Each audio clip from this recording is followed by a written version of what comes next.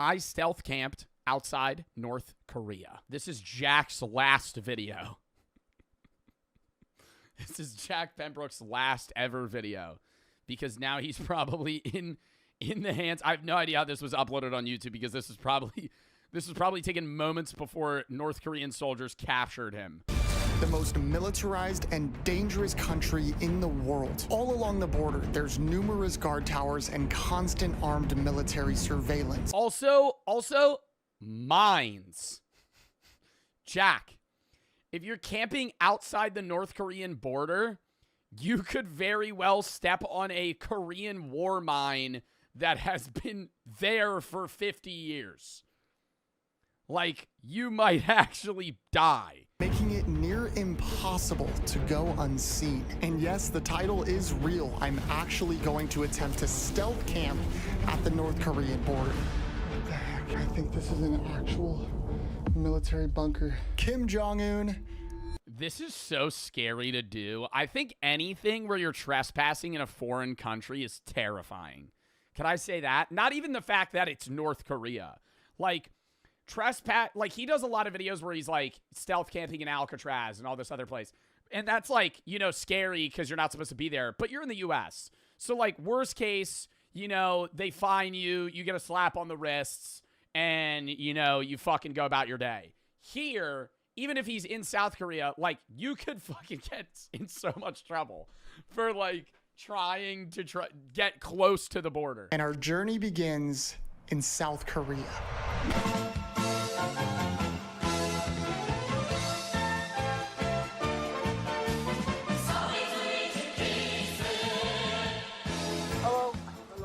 I'm going to the border.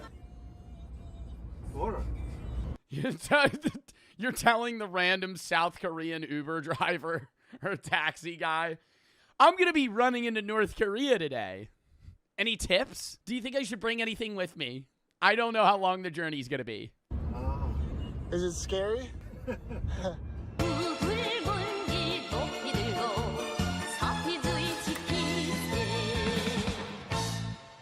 안녕하세요, YouTube.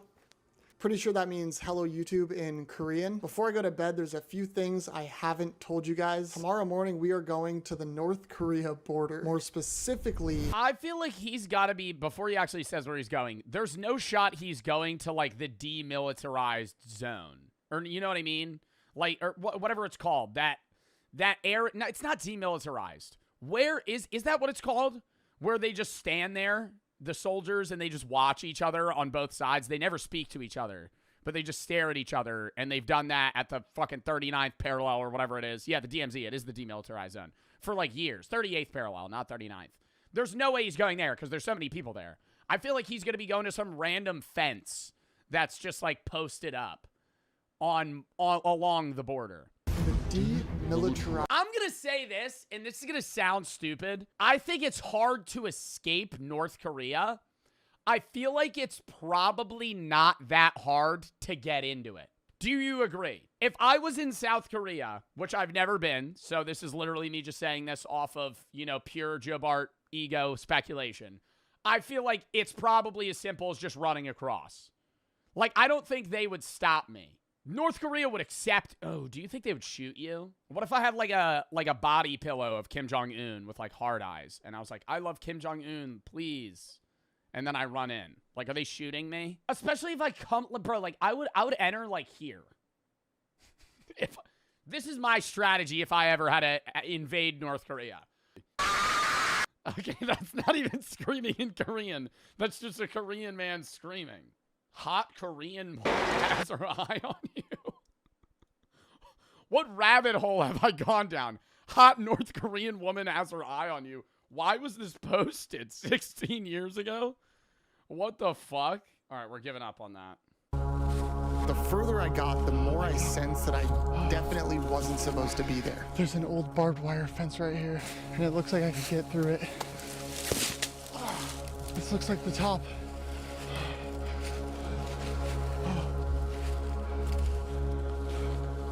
What is this? This looks like a military bunker. Yeah, probably might be a bomb up there, Jack. Might be a bomb up there. Could be a landmine. At this point, I came way too far to turn back now, so I just kept going. But then I thought I spotted something in the distance. What is that? Oh my God, is that actually a fucking bunker? Keep going. I continued on, getting closer and closer to the spot. We're getting closer. And with enough to... There's a car right there. Why do you get the Uber driver to drop you off right there? Bro's walking for 40 minutes. There's a car. Termination, an hour and a half of hiking later. This is it. We made it to the top. Oh, is that North Korea? To shoot for any potential threat. It's so dark, you can't even see it, but I anticipated that might be the case, so I brought this with me, a night vision camera. Okay, I don't know how much you guys can see or how good the video quality is, but this It's about 480p. is where I am right now. That looks like it might be a military outpost, so hopefully they can't see me right now. And North Korea should be just right there in the distance. It's really hard to see because it's so unbelievably dark. So I am just hoping to God that tomorrow morning when the sun rises, we can get a view of North Korea. I feel like the outdoor Yo, I feel like he's not prepared to sleep outside. Like, it's probably like 10 degrees out. boys right now. This is so cool. Okay guys, so I'm sitting here in this bunker that I found. There's two things we gotta do before we go to bed. First things first, I gotta eat dinner because I can't go to bed on an empty stomach. I brought this with me. It's some ramen I got at the 7-Eleven and I have no way to cook it. Let's get some seasoning. If you eat that shit like it's a dry hockey puck, Jack, you could have just gotten like a protein bar, man. I mean... on there. Okay. Bon appetit. Awesome. Very dry. I should have brought water. And secondly, entertainment. Now Didn't bring water for the night. Didn't bring water. Jack just popped on the ghillie suit and called the Uber. Got in the car. I usually have gloves. no service out here, but if you know me personally, you know there's one thing I'm absolutely obsessed with. Pokemon. This is a Korean pack of prismatic evolutions. We'll see if we can get that North. Yeah, definitely survival necessity here, Jack. We're going to sleep on the border when it's freezing outside. We got to bring the prismatic evolutions fucking pack. Yeah, that's really gonna. We're gonna hit big here. Korean luck and pull a freaking sick card. Got a Goldeen.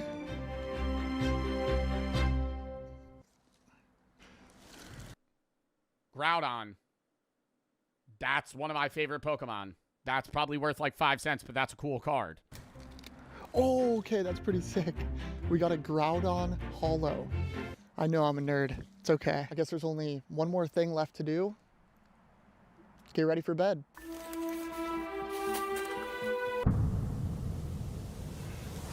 I think I just heard something in the bushes. Fucking bear. It is so freezing cold right now, and I can't sleep for the life of me. It's 6:36. The sun still hasn't rose.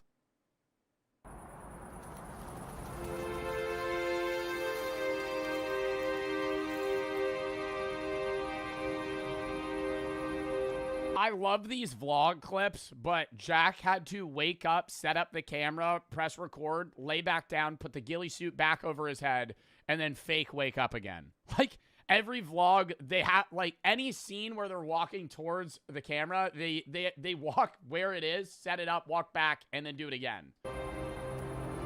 You ruin the magic. I mean, it's film. Guys, that is North Korea.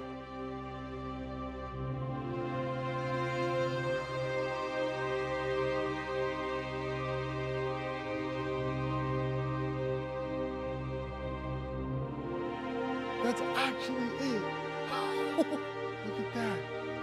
Look at that land right there. We did it. Oh my gosh. That right there is a military outpost. And that is the border. Fuck you, Kim. Take that. You freaking poopy, stinky idiot. Okay, there was one lingering On video, it's like, it's a little dampened, but like from doing, I mean, I've never been to North Korea, but from doing vlogs and filming shit, it's like, that probably did feel surreal, you know? To actually be in South Korea and see North Korea with your own fucking eyes. thought I just couldn't shake. Who's next on my list? Photo surface of Kim Jong-un enjoying a stay on Epstein's Island. Kim Jong-un says, he was one of my best friends. Wow. That one's not going to get taken down either. All the other ones probably aren't. That's probably still up. Because this is just in the woods. So nobody's going to look at that shit. Oh my God. Wow, whenever somebody eventually finds that, they're going to be so confused. Do you think, like, the average South Korean knows who Jeffrey Epstein is? I feel like the news with him has transcended the United States. But I feel like it's primarily, like, I don't know. For my UK and Australian viewers that watch me, or just anybody that's not from the US, is like Jeffrey Epstein on the news for you? Like, he's all over the news now with like what's happening and like the leaks. Really? Because I feel like it's all like US government shit where they're like going over the files and stuff. But I would assume it's on in Europe. I feel like Asia though, probably not. Like how much they cover about it is probably a lot less. All right. Well, that was a good video.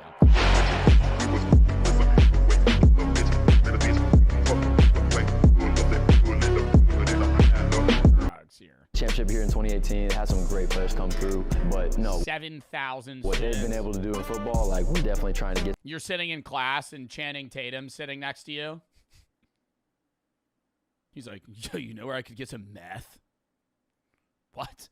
To that level. I mean, going to the national championship this year. Dude, you're like 40. Shh. Get to state Texas was definitely a big step for our program. I'm just trying to be more of a nationally prominent name in the basketball world is, you know, kind of our goal. In Texas, I mean, you got Duncanville, like, that's what most people think of when they think of Dallas basketball. You got Faith Family, Dynamic Prep. There's a lot of good basketball here, and we just want to be in that conversation of one of the top schools in the country year in and year out. We do have our own, like, campus store, so they can buy merchandise. Just get some 7'8" Ukrainian guy to just come to McAllen, bro. I mean, like, what are we doing? Dude, we're really trying to be, like, top of the squad, man. Just get some 7'2" fucking basketball player from Europe. And things like that. Again, goes back to the branding. Like, if you leave this school... Get a Lithuanian guy to come play on your team. Graduate and you don't feel a sense of pride of, like, being an Allen Eagle, it's kind of hard not to. I mean, you're just surrounded by people that care and love about the school. So we got graduation next week, which will be... I mean, you can imagine how long graduation is here. From A to Z, it's going to take a little while. You do it all one day? Yeah, I left my shit after they called my name, bro. They said, please don't leave after they... not in high school, in college. In college, they're like, stay till the end. They try to wave you on. You shake their hand, they go, Joe Bartolozzi. Shake their hand, they're like, oh, this way. I go, oh, no, I got to pee. I just fucking walk out of there. Thanks for the diploma. What am I going to stand there and watch... Like, because this is the way that I'm thinking about it. Number one, I got places to be, right? When I graduated, I went and ate at fucking P.F. Chang's. Had to get the lettuce wrap, okay? It was crazy. I was hungry as fuck. Number two, I had an Airbnb reservation because I was going to get hammered that night. Number three, I don't know anyone in my class. And number four, if their last name started with a B, I know their ass would leave before me. So let's get out of here. Their last name's Zarofsky. Oh, you're not gonna fucking stay? No. Yes. In the gym? Yes, and they have fireworks and a drone show. In the gym? No. It's in the it's at the football stadium. So yeah, this is kind of cool. This is our newsroom. This is where we do a student news show every day. It airs on everyone's TVs in every class. It's like a 5-6 minute deal where they give sports updates, school updates in general, which is pretty cool. I mean, it just automatically shows up on everyone's TV at the same time. So. These are some state-of-the-art camera equipment here, man. Yeah, it's super big time. As we kind of grow our student media team, like this is what I'm trying to tap into too, is because we have a lot of talented kids here. It's such a big school, but like there's programs like this that as a basketball program, like we can partner with and collaborate with. How are we still inside? You're still in the high It school. just keeps getting bigger. This is called the PAC, or the Performing Arts Center, right? If you go through those doors, that's like our auditorium, like huge, kind of where we do meetings and stuff. This is our store. I guess it looks like it's closed right now, but this is where they sell like hoodies and hats and all kinds of stuff. Yeah, this is our culinary kitchen. We have a student-run restaurant here called the Blue Cafe, which is right around this corner. There's a Yeah, I got food poisoning at the Blue Cafe. chef here. He teaches the class, but they're selling, you know, they're like, as a teacher, you can come here any day and buy lunch. I guess it's after hours right now, so they're shut down, but it's a restaurant. So you can go in there, you can sit down, they'll take your order, like, pretty crazy. That newsroom's nuts. It's like full-scale Oscar level. Oh look, speaking of that, there's a Grammy. Oh, someone got a Grammy here? Allen High School, the Grammy Foundation, 2011. All right, add it to the list. There's a Grammy. That's super cool. Any other things What? Somebody got a Grammy in high school here? I should be mentioning about our fine arts department? Well, they've got the largest band in the world. Yes, that. Band in the world. In the world? Yeah. When there's football High school, games, I'm the guessing. band itself is, I think, 600-700. Then of course they've got 700? Yeah, and then when 6 or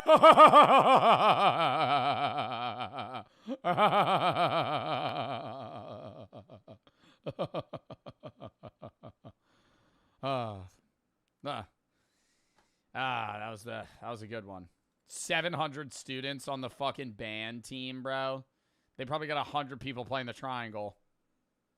6. you gotta add in also they've got the You have 700 students. That's 10% of their student population. That means 1 in 10 kids are in band. color guard and talent. When you include all of them, it may get up. I don't know if it gets over 700 or 800, but it's Wow. It pretty much fills the whole field. It's almost hard to march. There's so many of them. So when you guys do like tryouts for high school, how many kids are at tryouts? Crowds here are pretty tough. I mean, you got to cut a lot of really good kids. You might get 150 kids that show up for a junior varsity tryout. Oh, we have a bank in the school. We do have a bank as well. Bro, 150 trying out for JV. You're a 5'6" wide receiver that hasn't hit his growth spurt yet. So for our senior right here, you can actually apply for a Wait, what do you mean a bank? They have a bank? 5 scholarship if he opens an account with us. For all my sophomores here, Oh, hell no.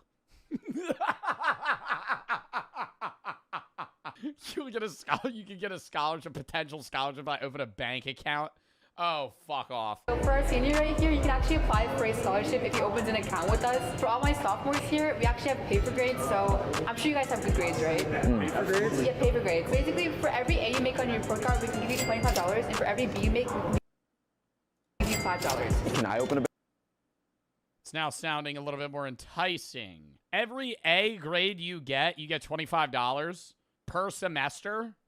Dude, you're in like 8 classes. Account here? You actually can. So all staff and students get a free account for, they get a free account because they work here. Employees, Also you are students here. So. This campus truly is absolutely insane. But across the street is where things get really crazy. Outside of their track team's own field and facility, the dozen tennis courts on campus, and the massive baseball fields you see, Allen football is truly the heartbeat of this city, and it sells out nearly every single game. Now fans line up hours before kickoff on Friday nights and tell Yo, on God, if I was head QB of McAllen High School, I would so take fucking money to dive that game, bro. If I was the head of McAllen football and I was the QB, I'd be like, bro, give me 10 racks and I'll fucking throw this game. I know that's illegal too. I'd be like, yo, I don't give a fuck. There would be some dad that would be like, yo, dude, I'll slide you 10K, man. I'll get you into Yale. tailgate in the parking lot like this is a college game. Eagle Stadium is bigger than most Division Dude, tailgating a high school football game? I programs and can hold nearly 22,000 people, including standing room. I get rowdy drunk. I just start screaming at one kid on the bench. You fucking suck! You fucking suck! You think you're gonna go somewhere with that fucking Army piece of shit? You're fucking third string, buddy. The school's previous You're not playing. stadium was actually built in 1976, but Allen was growing so fast and the games kept selling out that the school was forced to bring in standing bleachers for each game. Now this was expensive and costed nearly $250,000 a season, so they said screw it and decided to build a new one. All in all, adjusting for inflation, this glorious stadium costs nearly $82 million. And while everything around it in this entire Where's the money coming from, bro? What? complex is what truly makes it so special. At the football field now. What is the building that we're about to walk into right now? Yeah, this is like facilities. It's like training here as well. If it's like raining or it's like the weather's not good for you, you can come in here. It's like a smaller mini football field in there. And like, yeah, people just be They going have an indoor football field. in there and just work out. Let's check it out, man. Let's see what we do it. got. Oh boy. More of these. Someone went to the Super Bowl. A couple guys. Yeah, Kyler Murray's kind of the most well-known guy. Yeah, he's decent at football. Kyler Murray, the best high school athlete of all time. I think he is. Let me know.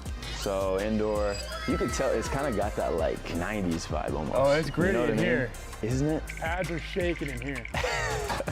Look at like the Bro, this is like I was saying, oh, this is college level. This is like bigger than college. Like most college campuses would never have this amount of equipment. wall art, doesn't it? It's like Man, they logos. that's what you need in football is that little bit of grit to Yeah. kind of push you over the edge. It can't all be sweet, you know what I mean? Even though Football, it is. you gotta be tough a little bit. You gotta be backing around. Another weight room. Yeah, it's always Another weight room. Wow. So how many weight rooms is this now? Somebody said holy cartel money. So where do you get all the money for this? Oh, dude, the new Jalisco cartel actually sponsored.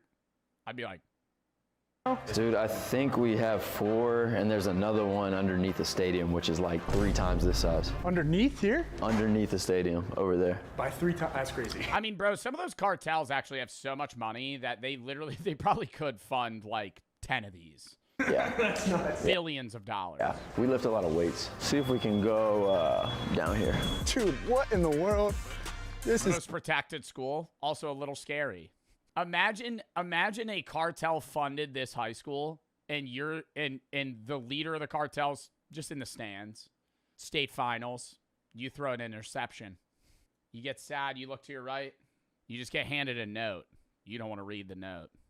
nuts, bro. I played in a lot of cool places in college. My first ever college game was at Boston College. It's my first start. We played against A.J. Dillon. Don't look at the stats. Not pretty set for the Staters, but this is a nicer stadium than Boston College had. And this is a high school, let alone a public school. It's nuts. As you come to Texas and you're driving around here, like, this is 97% graduation rate, 90% college enrollment. Ranked number 34 best college prep high school in Texas. 76 in STEM. the only So they're more athletics than education. massive high school stadium you see, right? And Allen in particular is probably the most glorious, biggest one that I've seen by maybe. It's not McAllen, it's Allen. It sounds like it should be McAllen, no? Am I wrong? Allen High School, it should just be McAllen. McAllen sounds better. I'm going to call it McAllen. Ever, but where does like the funding come in the state of Texas for giant facilities like this at the high school level, especially a public school? Well, that's a good question. I mean, I think a lot of it is actually the community. You know, when you talk about bonds getting passed to I said that shit. They were getting, did they get donations? help develop facilities like this, it takes a community that wants it in the first place. But the sheer size of the school also kind of demands there to be one of this size, because when you have that amount of people that actually want to come to the game, you kind of need. So I think that just speaks to, like, you know, you build a facility like Well, do they have ticket sales? Because I'm assuming they're probably making a pretty good fucking amount of money. this. People are coming to be here because they want to watch the sport. It's so embedded in what you guys do down here in Texas. 100%. Yeah, everyone says football's religion here. You feel it. Like, you feel it on game day. It's a big deal. Everyone in the community comes out. Friday Night Lights, you know, gets its name for places like this. Listen, I'm Florida for life, but we don't got things like this down there, I can't say. So this one's hurting me in the heart right now, man. It's all good. We know Texas is better, but it's all good. All right, chill. Yeah, no, this is crazy, bro. Let's go check out this weight room. There's always that distinct football. Like, I respect people repping their state like that, but like, I'm not gonna be like, yeah, bro, like I can't really glaze this or anything because like, That football you know, like I'm New Jersey born and raised. I gotta be. locker room, football weight room Very distinct smell. Even when there's no pads, You it all can't- smells the same. You can almost taste it. New Jersey stinks at everything. That's interesting. New Jersey in the U.S. frequently places #1 through pre-K through 12 due to its high test scores, high graduation rate, and strong preschool enrollment. While some rankings like Wallet Hub place the overall in top 3 to 4, New Jersey consistently ranks as #1 for overall education. Interesting. It's like, it just tastes like football in here. Got the benches. I'm sure there's some big time weight being moved down here. Oh wait, we got the top weight right here. Current top 11 squat 490, bench 340 in high school. I can do that right now. Somebody ran a 437 last May. You guys be hitting this in here? They had you standing over there like this. That's how you Just running in. backwards and running into it and push it all the way up there. And if you hit the thing, you get some kind of. It goes ding, you get like a stuffed animal. It's like a carnival ride. Let's see. Initial condition was bad enough that authorities arrested the other two 13-year-old boys. Wow. They were charged with third-degree aggravated assault and third-degree endangering an injured victim since the harm they caused was mostly intentional. Now, I wasn't able to find any reports on whether the I think it was also the, can I say it's the strength at which you kick them. I don't think it's necessarily horrible if you do it to your friend and you get him to jump, you kick him, and then catch him. But if you're like, hey, buddy, jump, hup, hup, and then you just fucking like beeline the shit out of his leg so he actually just falls on the fucking back of his head versus like on his butt. charges were dropped or not. But even if they were, being arrested for I don't think the strength matters. No, it's fucked up either way, but I think there is a level of like malicious intent or not involved. Like, I don't think everybody that wanted to do that challenge was like, I want to hurt my friend. But I think some people that did it were like, yeah, let me just actually try and injure them. A dangerous internet challenge goes to show just how dangerous it can be. TikTok also stepped in and banned all videos of this challenge on their platform. Bro, I remember seeing these videos. Unfortunately, once something is on the internet, it never truly goes away. As evident from two girls finding videos of the Skullbreaker challenge, attempting it on one of their classmates, injuring them, and getting charged for it in November 2022, more than 2.5 years after the original fad ended. Fortunately, there haven't been many reports of kids getting injured because of this challenge ever since. Remember the milk crate challenge? Yeah, didn't some woman actually go paralyzed from that? What sucks is I probably would have fucking done that challenge. Not thinking about it. Like, it's not even, like, a lot of these are like, hey, you're stupid. Why are you running in front of a fucking moving car? What's the milk crate challenge? It's a bunch of crates stacked in a pyramid. And it's like 1 crate, 2, 3, 4, 5, 6, 8. And then like back down, like a big tall tower. And the goal is to just run up and run down. But the higher you are, the less stable you are. And so you fall. But there's people that fell and you're falling like 5 feet off the ground now onto your head. They paralyze themselves, break their neck, something. Kia challenge. Near the end of 2020 and throughout 2021, authorities in Milwaukee, Wisconsin noticed a significant increase in car theft. What made this even stranger was the fact that the majority of these stolen vehicles were either from Kia or Hyundai, with theft of these particular cars doubling or even tripling in some areas compared to previous years. Isn't that, is that a challenge, or is that the fact that aren't there certain car brands and makes and models where they only made like 4 different keys for the cars?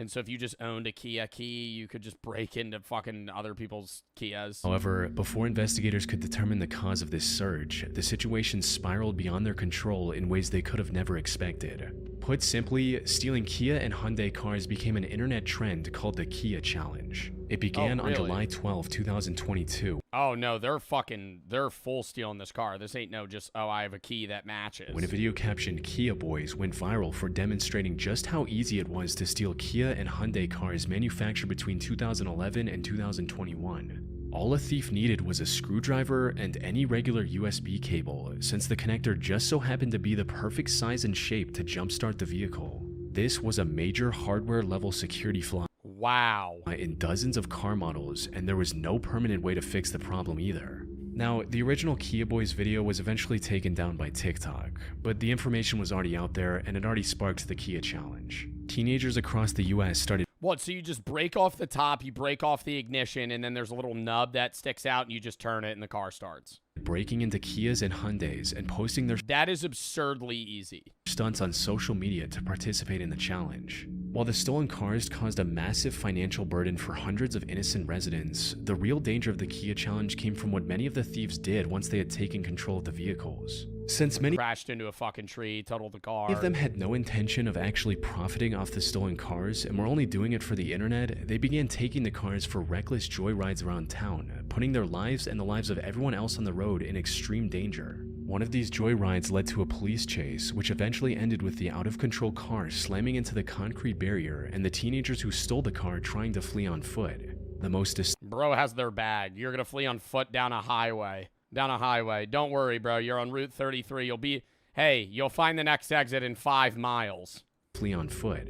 The most disturbing of these incidents occurred in Buffalo, New York in October 2022, where a stolen Kia ride ended in a fatal crash, taking the lives of 4 teenagers. In total, the Kia challenge resulted in the loss of 8 lives before the disturbing trend was shut down by TikTok and other social platforms. Kia and Hyundai also had to settle a class action lawsuit for $200 million over the dangerously lax security in their cars.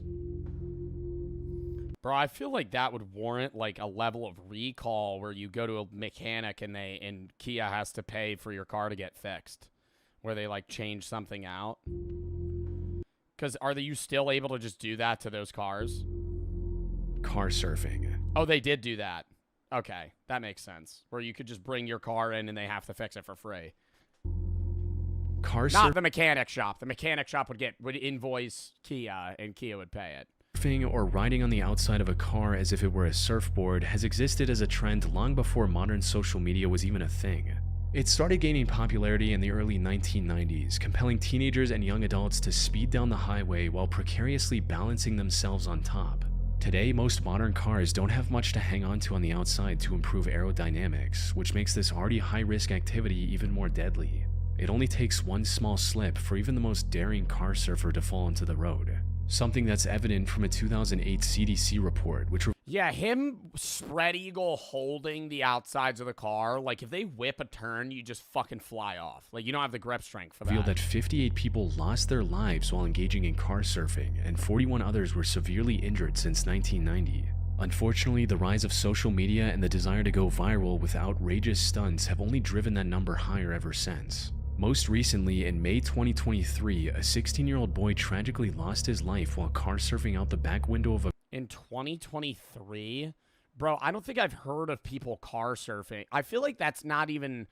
Can I say that's not a trend and that's just a dumb idea people just do? I wouldn't say that's really an internet trend. I feel like car surfing is just something that people are like, hey, why don't you just go stand outside of the fucking window? car when the vehicle lost control and rolled over. He would have almost certainly kept his life if he were in his seat with a seatbelt. Sadly, the car surfing trend is just as alive today as it was 3 decades ago, and shows no signs of fading away anytime soon. You know how terrifying that would be to do on a fucking highway? Like, not that scary if you're going like 10 miles an hour, bro, but this guy's on a fucking highway probably going, even if he's going slow, still probably going 50, 60. Like, if he falls, he just dies. Or serious fucking physical damage. Blackout Challenge. The Blackout Challenge has existed long before social media. The goal in this challenge is to achieve a brief high that comes from cutting off oxygen to the brain by intentional... What? I thought this was going to go into the blackout rage gallon trend. Not this. People were fucking auto-asphyxiating themselves to get high and then ended up dying. What? Yeah, the Borg challenge is popular in college and like young people in their 20s. Where you shouldn't do this. So much alcohol. You usually get alcohol poisoning, blackout, throw up. It's bad. You take like a gallon of water, you fucking empty a third of it, and then you pour like alcohol, like hard alcohol to fill the rest. Shake it, pour like 2 Mios in, and then that's what you drank that day. You don't notice how much alcohol you're drinking. Yeah, and then you like name it stupid things. Yeah, Arthur Borgen. That part's fun about it, but it's like, I don't think Borgs are bad if you don't do a lot of alcohol. Like, if you want to do hard alcohol, water, and Mio, and you're only going to do, like, 6 shots of alcohol, and you're going to spend hours drinking it, that's different versus you being like, hey, I'm going to put a 5th of fucking whiskey. I'm going to throw an entire bottle of Jack Daniels. Now, I'm going to throw an entire bottle of Tito's vodka into this bitch, and I'm going to fucking drink that. Yeah, no, you're probably going to die. Isn't alcohol literally poison? Yes. However, while many assume that blacking out from lack of oxygen is perfectly safe in the long run, that couldn't be further from the truth. The rewarding high in this challenge is in reality a dangerous form of cerebral hypoxia where brain cells are deprived of vital oxygen. This can lead to seizures and hemorrhages. Even if someone survives the challenge seemingly unharmed, depriving the brain of oxygen for just a minute can cause permanent, irreversible damage. This can affect memory, reasoning, and other critical cognitive functions in the long run. The line between a fleeting dangerous thrill and irreversible tragedy is terrifyingly thin, and once consciousness is lost, there is no way to control the outcome. Not to mention the very real risk of the person never waking up again. Unfortunately, many who try to recreate this challenge are completely unaware of these dangers, resulting in 82 people losing their lives between 1995 and 2007 alone. Wow. What makes this even worse is that almost all of these deaths were between the ages of 6 and 19. Much like other viral trends, But they were just trying to give themselves a high by choking themselves. young, impressionable kids are especially drawn in, motivated by peer pressure or the need for validation, online or in real life. Which is why the resurgence of the blackout challenge through social media platforms like TikTok brought it to an even younger audience and left a devastating trail of victims. Oh, One of the most no. well-known cases is It got popularized like in the last 5 years. that of Nyla Anderson, a 10-year-old girl from Pennsylvania. Her family found her unconscious on the bedroom floor on the night of December 7, 2021. They rushed her to the nearby hospital. Unfortunately, it was already too late. After barely clinging to life for 5 days, she tragically passed away without ever waking up. No one knew why she would do something like this, until investigators did a forensic analysis of her phone, which revealed she had been viewing videos of the challenge on TikTok. Another tragic instance. Viewers of the challenge on TikTok. TikTok didn't take that shit down? TikTok was letting people just fucking film themselves choking themselves to get high? Happened in April 2022 when a 12-year-old boy from the United Kingdom named Archie Battersby suffered catastrophic brain damage after attempting the challenge and passed away months later. And these weren't isolated incidents either. Numerous other children, some as young as 8, suffered a similar fate or other life-altering injuries after attempting this challenge. Sadly, despite social media sites' best efforts to suppress the challenge, it continues to spread to this day. I mean, dude, those are certain things that you're not going to be able to fully stop ever, but you should have full restriction. I mean, social media should have, I understand the idea of like free speech and posting what you want to, you should not be able to post that shit. On TikTok, being like, hey, here, like I choked myself last night and I got high from it. What the fuck? All right, Scream 7 trailer. Oh my god, they're trying to cheat on their husband or wife, but they don't know where to fuck, so they just go to a storage unit and meet up with a random guy or girl. The Love Shack is a little old place where we can get together. Our staff has discovered that a couple is using a leased indoor climate-controlled unit for regular afternoon delight. Winky face. Their arrangement appears to be an old-fashioned adultery. We're in a smaller town, best facility in our region. Bro, why don't they go to like a fucking motel? They're fucking in a storage unit. Getting caught having sex have been reported. And what is even more strange is that 90% of them are cheaters trying to find a hidden place to elope. I'm gonna treat my baby right. I'm taking her to the storage unit. It's hot in here. Cause yeah, you could set up a bed. Oh yeah, that's a good idea. Easy. Jesus. God damn, dude, you need to calm your ass down. In Cleveland, Ohio, the chief of police was found cheating on his wife with another woman. Chief of police, so funny. Wes Snyder had served as police chief for a decade and was widely respected for his dedication to the city. Definitely respected by somebody. That all changed when workers at the storage facility noticed that he and Sharon Marr, a city nonprofit employee, were entering a unit together for 6 Bro, why don't they just get a divorce? Like, why are you, if you're going through the lengths of like fucking a random woman in a heat-controlled storage unit, why are you with your wife? What a way to destroy your career. Bro, literally, just get a fucking divorce. Why are you, do you love your wife? How do you love your wife enough to stay with her, but don't love her enough to the effect that you're going to now rent a storage unit for the purpose of having sex with women? The staff opened the doors. They found the couple having sex in a makeshift sex dungeon. The dirty deed took place on a rug with pillows and blankets. Other things like alcohol, baby wipes, paper towels, and hairbrush were found inside. God damn. It's very depressing. It's a very... This is where they're fucking, dude. Oh my god. Not even gonna get like, bro, you could at least get like a cot. This looks like a fucking shit pillow and something you found on the side of the street, dude. This is like beach lounger pillows. It's a very depressing locker. If you're the chief of police, can you not, can you not get a bed? Get a hotel. Yeah, splurge a little bit, dude. Hell, dude. God damn. A sex dungeon, too. I mean, it really is. It's just a thing where it's just like, this is our fuck shack. I call this the raccoon trap. Yeah, and do you think they leave right after? Like, they meet up, maybe go to dinner or whatever, go back to the storage unit. Yo, you want to go back to the unit? Take you back to the unit. Unit 108. It's our spot. Let me light a candle real quick. Mahogany. I actually got it from Yankee Candle. You know, this is the first time I'm lighting it just for you. And when they have sex and then they leave. Like, you know how awkward that would be? Do you think they sleep there? No, because he has to go home. So they go to the storage unit, have sex, and then leave. After 33 years of service, quickly resigned, and both parties issued an apology to the city. I mean, at that point, bro, just like fucking a gas station bathroom. Like, that's, like, it's not romantic. You got a fucking beach lounger pillow laid out. It's becoming more difficult to be at a storage unit when nature calls. Bathrooms are now private use, and this has left some tenants to leave their shit elsewhere. At one facility, workers were alerted by a bucket found in the middle of an aisle. Just filled with poop. When they found it, they witnessed that it was filled to the brim with human feces. That was the picture? That wasn't the real photo. That's not poop. That looks like dirt. Filled to the brim with human feces. Filled. But then they have to be pushing it down. Like, you would have to mat it down at some point. Or do you think the poop just eventually, like, finds its place? You know? Like, it just, like, mushes down over time. And that's not the real photo. Is it weird to say that I want to see the photo?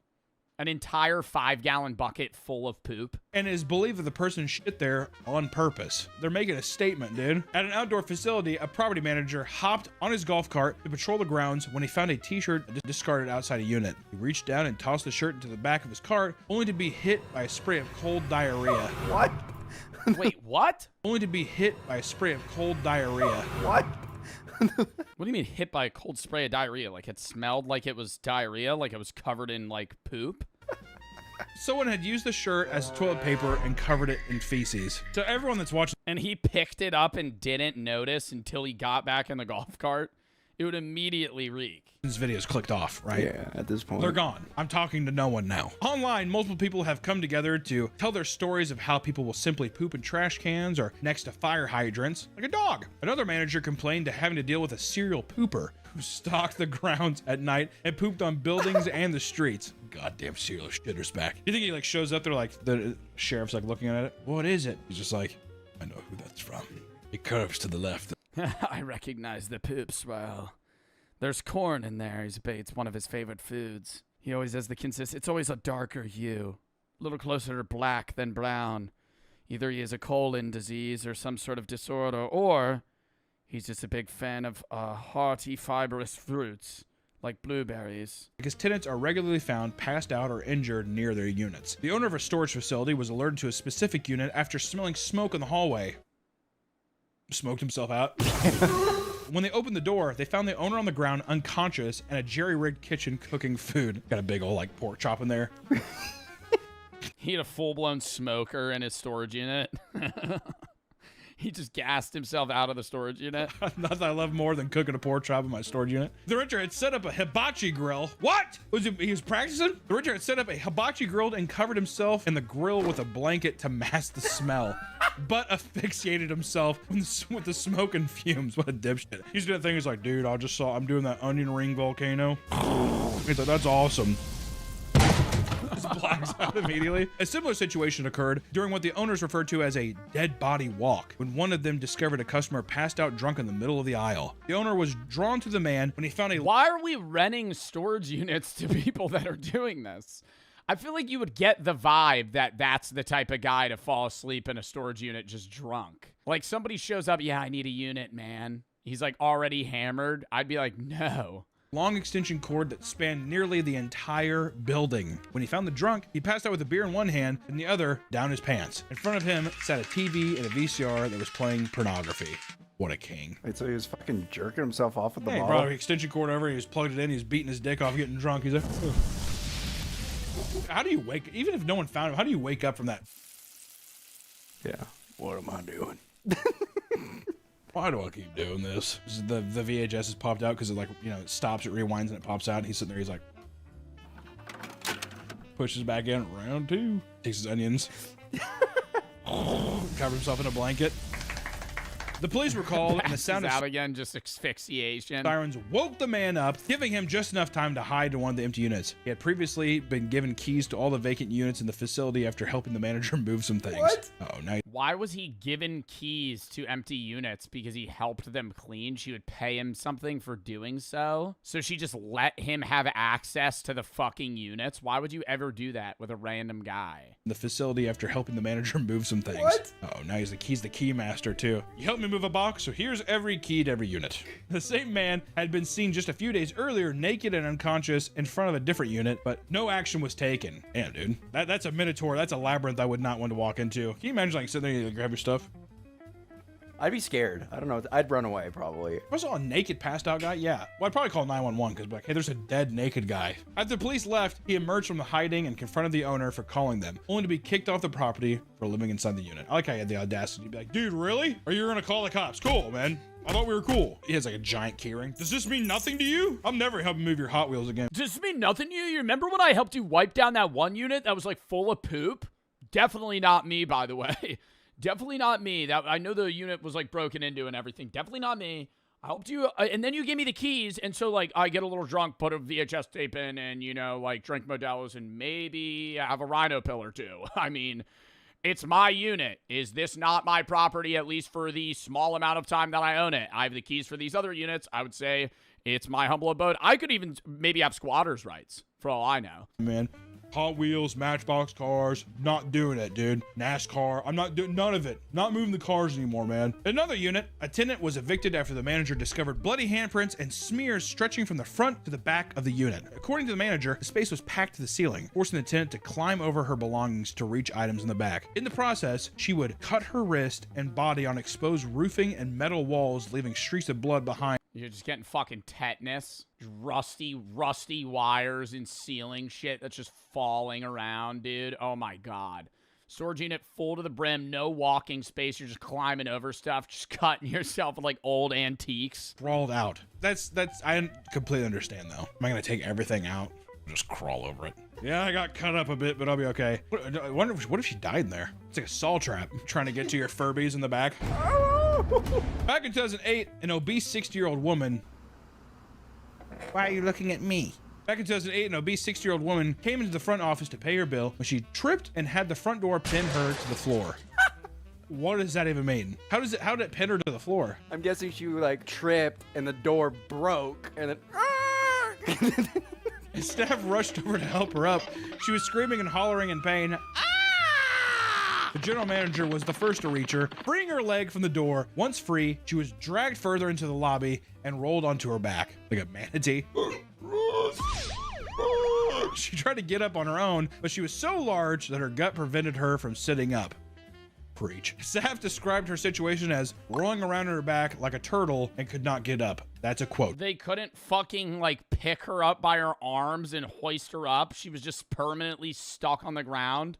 What do they have to get, like a gurney? That's a legitimate quote. Rolling on her back like a turtle. I thought they're just watching her.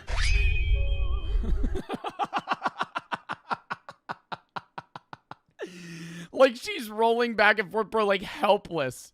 Just asking for somebody, yo, somebody please help me up. I literally can't, and they're just. And they're just looking at her like,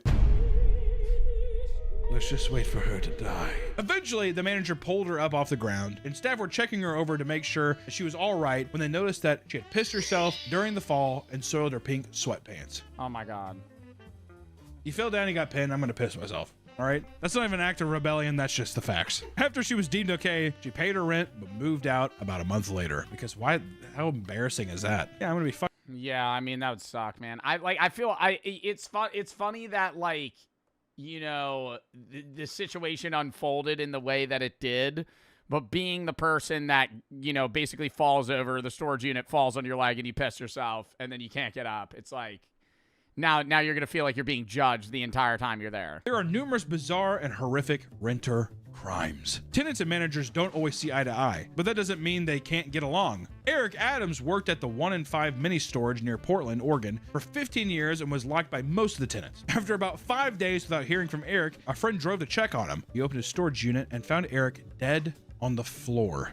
Police determined that the cause of death was blunt force trauma from items found in his own unit. Suspicion grew when none of Eric's valuables were taken, suggesting it wasn't a robbery. His death would remain a mystery for a year until So it was just a straight up murder? police gained access to the keypad records and found that one tenant was at the facility during Eric's final moments. Rob Caputa had entered the facility around the same time that Eric did, but after an hour, only one left. He was a long-term tenant at his unit since 2019, averaging about 55 items per month. But after Eric's last... What do you mean 55 items a month? He had been at the business often. He showed up to the storage unit 55 times a month? What the fuck do you have at your storage unit that you're showing up over almost twice a day? You're going to the storage unit more than people go to the gym. He avoided facility for 3 weeks.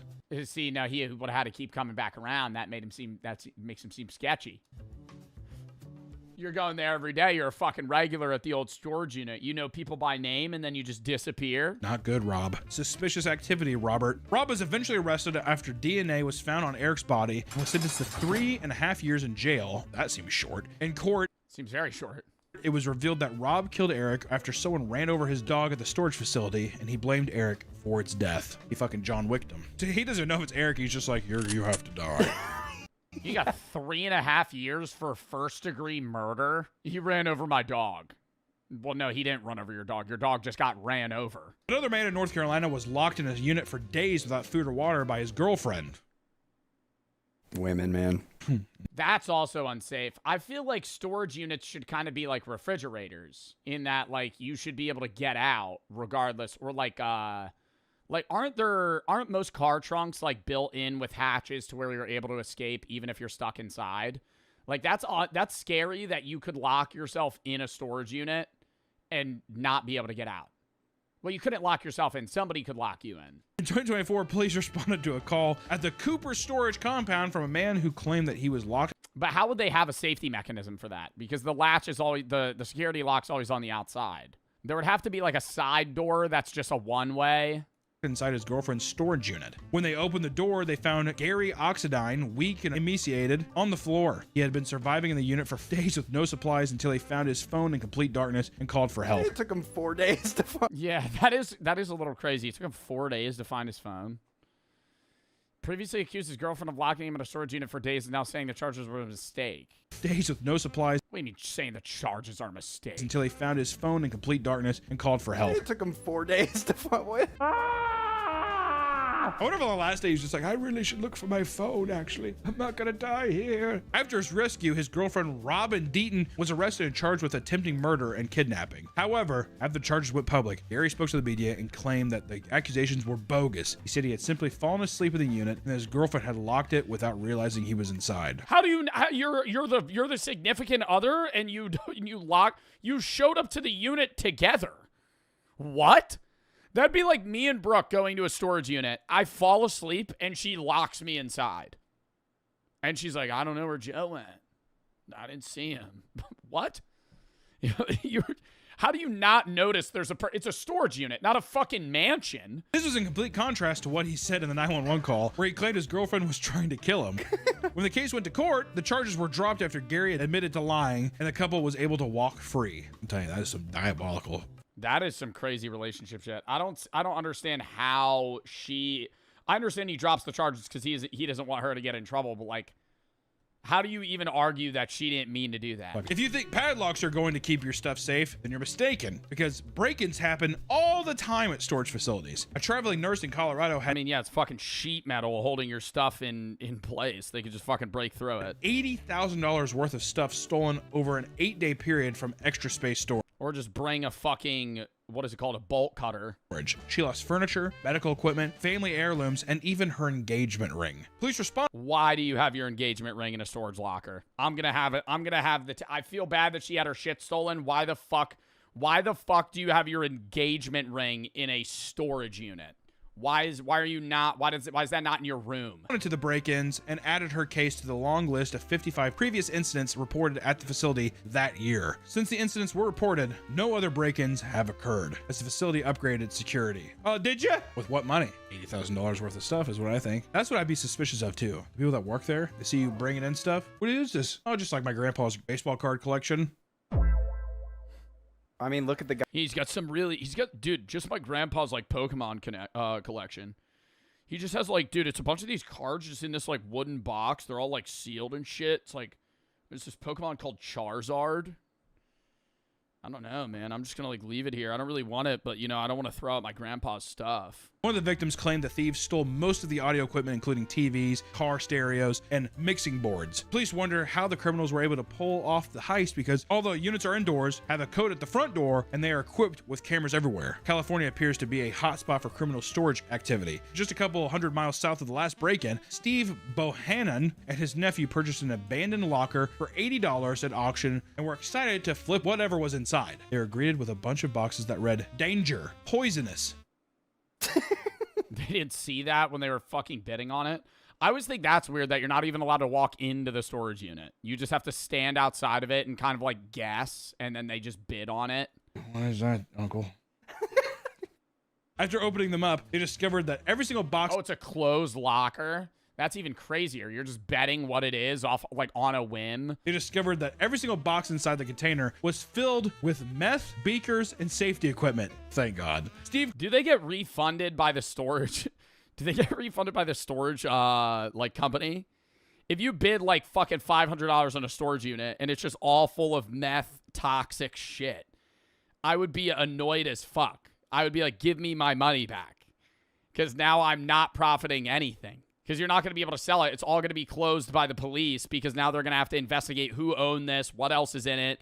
Even all the stuff that isn't meth is now probably valueless because it's going to be fucking criminal evidence. The report is discovery, and they arrived in full hazmat gear to safely remove all the drugs and the equipment. But just want to say, this is not me actually saying it, but don't get an extra storage thing. Extra storage seems like a scam. That's not me saying it. Disclaimer, I'm not really saying that, but extra storage seems like a bad place to keep your stuff. I wouldn't do extra storage, the place where they rob your fucking wedding ring off of you, and when you actually bid on a unit, there's just meth lab shit in it. It might just be best to keep all your stuff at home and not risk enduring the horrors of modern-day storage facilities. Between unruly guests and incompetent managers, you never know what you're gonna get, and if you're not careful, you might just lose everything. However, if you need to rent a storage unit, make sure to do your research, and if you're choosing to live in one, Godspeed. If you live in a... I mean, don't live in a storage unit. I think if you're gonna live in a storage unit, don't post it on TikTok. Here's my storage house, doing a little review. We're going to be live streaming here on Mondays and Thursdays. So if you want to see, you know, here's the front of the storage unit. You know, if you want to call the owner and let him know that I'm squatting here, that would be awesome. Like, what the fuck? So, I don't know. That was an interesting video. It took us forever because we had to keep pausing for chat. But, yeah. Count me down 30 seconds. Then we're going to hop.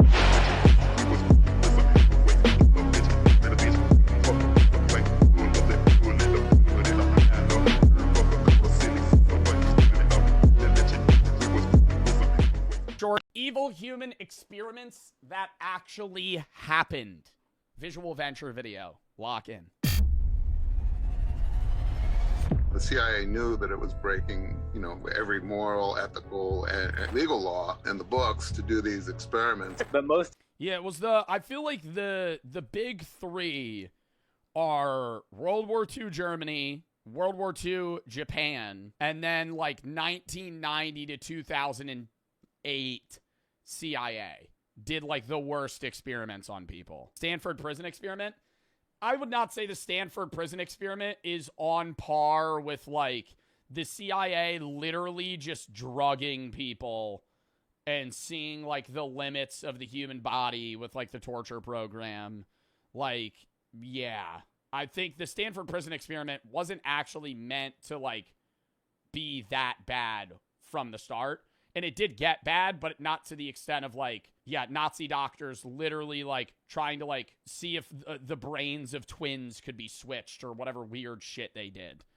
you know, giving people like just deadly diseases and seeing how they'd survive. The CIA thought LSD was such a powerful drug it could be used for mind control. They thought there was a time where the CIA was working on like what a so-called truth serum would be. And so they would, two American citizens, John Kiriakou talks about this, and I love watching his clips, but he said they would go around and pick up guys that were trying to get like prostitutes in like San Fran, and then they would drug them. They would like bring them to this area, drug them, and then try and get them to like tell them their darkest secrets or something. I'm like, imagine being a regular guy. Well, not regular guy, you're picking up a prostitute, but still. Imagine being a guy in San Fran. You're like thinking you're going to get laid, pay $100 to like some lady. And then you get fucking dosed with like high levels of acid and just interrogated to see like what you would spill. Like, oh my God. And they would put hummus up their ass. Yeah, they would do that. Story was that the final results for this cruel test were not even noteworthy. He says he's not going to go on. Please continue. He says he doesn't want to go on. We must continue.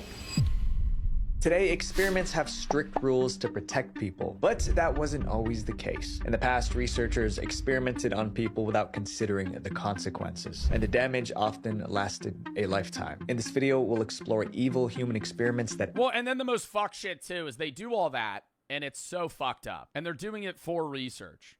And then to hide it, they fucking got rid of like 90% of the, you know, papers on a lot of the shit they did.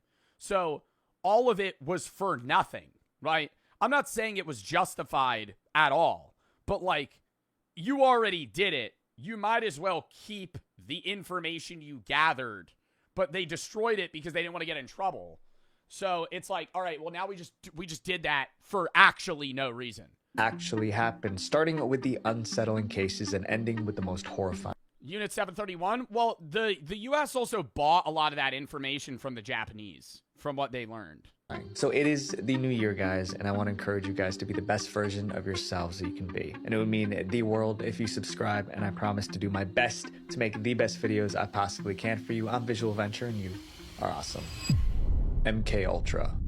For years, the MK Ultra experiment sounded like a made-up story. Many believed it was simply too cruel to be real. But in 1973, the truth came out. Declassified CIA files confirmed that MK Ultra actually happened, and it involved illegal human experiments. It was the most secret program ever conducted by the CIA in the United States. But the worst part was not how extreme the experiments were. It was that people were forced to take part in it. MK Ultra officially began in 1953. At that time, the CIA believed other countries were developing brainwashing and mind control techniques. But there was no evidence to confirm this. But the agency didn't want to fall behind, so they launched MK Ultra. The goal was clear: find ways to erase the memory and then control the mind. Can we actually like control a person? And how do you even start doing that? Like it's like on some serial killer level shit. Like trying to actually drug people and just test different substances that are going to like permanently fuck people up. Personality, can we make them behave in certain ways, make them do something? MK Ultra quickly grew into a massive operation. It included more than 150 separate projects. These literally what Jeffrey Dahmer was doing. Actually, though, when did Jeffrey Dahmer do all that stuff, though? I think it was after MK Ultra. If it started in the 50s. Jeffrey Dahmer was a serial killer in what, like the 70s or the 80s? Projects took place in universities, hospitals, and even in public. And some of the methods were so inappropriate that keeping this a secret became necessary. You know, the CIA knew that it was breaking, you know, every moral, ethical, and legal law in the books to do these experiments. One of the CIA's main tools was mind-altering drugs. Researchers wanted to know whether dosing people made them easier to control. Even people in the public were given drugs without their awareness or consent. Yeah, what was that one story? I think they did it to a town in like France or some shit where they like drugged the bread and the whole town lost it. Where did the CIA drug the bread? Yeah, Pont Saint-Esprit, France. In August of 1951, the CIA drugged 250 people with, like, they drugged the food, causing hallucinations and 7 deaths. theories suggesting CIA involvement. It was definitely the CIA. It's 100%. Oh my God. Experimented upon. But secretly dosing people sometimes ended in disaster. Frank Olson's story is a perfect example. Olson was a scientist working with U.S. intelligence. In 1953, he attended a meeting with colleagues. During that meeting, the CIA spiked Olson's drink with a truth serum. He had no idea. Agents stood nearby and watched how it affected him. When the substance took effect, Olson became emotionally unstable. A witness described him as, I don't want to say that you would know. I know this is like the 50s too, and people didn't have as much knowledge on like what being under like a hallucinogenic substance would feel like. But like outside of being like straight up roofied and like given Rufinol where you like actually like start to lose consciousness and memory, if I'm sober and you give me a glass of water with acid in it, I'm gonna know that I'm tripping. Okay? Like, it's not gonna be a truth serum because I'm gonna be like, wow, I feel really fucking weird now. You drugged me. You're not gonna know what you're on, but you're gonna be like, I'm definitely not sober. the effect lasted for days. 1 week later, Olson was staying at a hotel. He suddenly woke up in the middle of the night and ran around the room in his underwear. Then he fell from a hotel window. He didn't survive. But Olson wasn't the only victim of MKUltra. Many MKUltra experiments took place in hospitals and psych wards. However, some of the most damaging experiments occurred at the Allen Memorial Institute in Montreal, Canada. The patients were already vulnerable. Instead of receiving proper care, they were treated like guinea pigs. MKUltra doctors wanted to learn how to erase memories. And he thought that if you could bring a person back down to a blank slate, remove all the environmental inputs that have been put into them, and then you can build them back up in your image into whatever you want them to be. The methods used were too Yeah, but I feel like that's not even like not only not feasibly possible. Like, how would you, if you were to mind wipe like a 35-year-old man, what are you erasing? How are you targeting specific memories? Because are you mind wiping everything they've ever known? Like, are you fully restarting, like, they don't even know how to speak? Like, what? McChunky, I know his mind, but I'm saying, like, are you removing memories or are you removing functional capabilities as well? Because if you're removing are you trying to get rid of, like, okay, what their name is, their childhood, all this, and then they're going to be like a blank slate that still understands what math is in society, but they don't know where they are or who they are? Because, like, that's what you would want. If you were to mind wipe somebody to try and create them into some weird, like, sleeper, agent that you can form to whatever you want, you would want them to still be functionally capable in a way that they still understand English, and they still know what math is, and they still know how to drive a car. They just don't know who they are, where they came from, how they got there. Yeah, like, literally, like, yeah, Bucky. Like, some shit out of Marvel. Many patients didn't understand what was happening. That made it nearly impossible for them to refuse. By the time patients were discharged, they were seriously affected. He never came out the same. He had a blank look in his eye. He didn't know who we were. He didn't know we were his daughters. MKUltra experiments also took place in prisons. Inmates were given substances and their reactions were closely monitored. The program continued for nearly 10 years, and so many of the things they did were illegal. They were also experimenting with aerosol LSD. Like, can we disperse it into a crowd? Can we... Holy fuck. Disperse it over a city? What does it do in water supplies? And just some insane stuff. Well, what do you think's gonna happen? Like, there's people, when you willingly want to take LSD, there's people that have great trips and there's people that have bad trips. But I don't see a world where you dosed somebody with LSD without their knowledge and anything good happens. Like, okay, to put it in perspective, I've taken mushrooms, right, multiple times. I've tripped, and I've had good trips, and I've had bad trips. And I'm not advocating for mushroom usage. I don't think you should do it. I think there is medicinal purposes, blah, blah, blah. I'm not going to get into that. Okay, it's a conversation for another day. Besides that, if you gave me psilocybin and didn't tell me, I'm guaranteed tweaking. Guaranteed. I'm going to know that I'm tripping. But I'm going to go, what the fuck? Like, because you're just going to be in such a bad mindset. 1963, the CIA officially ended MKUltra. This was the explanation recorded inside the CIA director's office. His office reported, "The concepts involved in manipulating human behavior are found by many people both within and outside the agency, to be distasteful and unethical. After the program ended, the CIA director ordered most MKUltra files destroyed. The goal was to keep the experiments hidden, but that plan failed a few years. Have you tried dipahydramine? Isn't that like Benadryl? What the fuck is that? Yeah, bro. I also gotta say, that's the most degenerative thing ever. Motherfuckers that take like 20 Benadryl and then see the Hat Man. That's dying.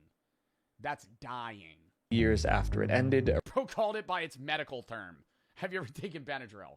Yeah, I've taken Benadryl, not in high doses. a reporter found out Don't. Kratom? I've taken Kratom. I have a whole video on all the fucking things I've done. about the program and blew the whistle. In 1974, Seymour Hersh exposed the MKUltra program when he wrote about it for the New York Times. The article caused public outrage. Soon after, Congress launched an investigation. The CIA was forced to admit the truth. During those hearings, the CIA finally admitted that this program existed. They admitted that it was probably not the right thing to do, but they feigned innocence. By then, most of the records were destroyed. That meant the full scope of MKUltra would never be known, and victims were left without justice. Up next is an experiment that intentionally instilled fear in people. The Landis Facial Expression Experiment. In 1924, psychologist Carney Landis began a study on human reactions. I don't think I've ever heard this one. Landis Facial Expression Experiment? He wanted to know if everyone makes the same face when they feel the same emotion, like fear, disgust, and so on. I mean, it was a reasonable question, but in trying to find the answer, Landis created one of the most horrifying experiments ever, and those who suffered most were his test subjects. Landis recruited young college students for the study. On paper, the plan was simple. He was going to trigger emotions like disgust and joy and capture them on camera. So he needs to get you to feel emotions to get a picture of your face. The first thing he did was This doesn't seem that fucked up, though, on surface level. Just trying to get, like, what's, like, a sour face is like, or, like, sad or happy. Like, how does this go bad? Like, he starts, like, hurting people? paint thick black lines across each volunteer's face. He said the markings would help track facial expressions in photos. Next, he mounted a camera on the wall. It was positioned to capture everything. At this point, it still looked like a normal psychology study. But things were about to get dark. Landis wanted to see the face people made when they felt uncomfortable. To trigger that reaction, he showed volunteers a set of unsettling images. Then he shows you medical photos of people with horrendous skin conditions. The volunteers were clearly distressed, and the camera recorded every reaction. Next, Landis moved on to fear.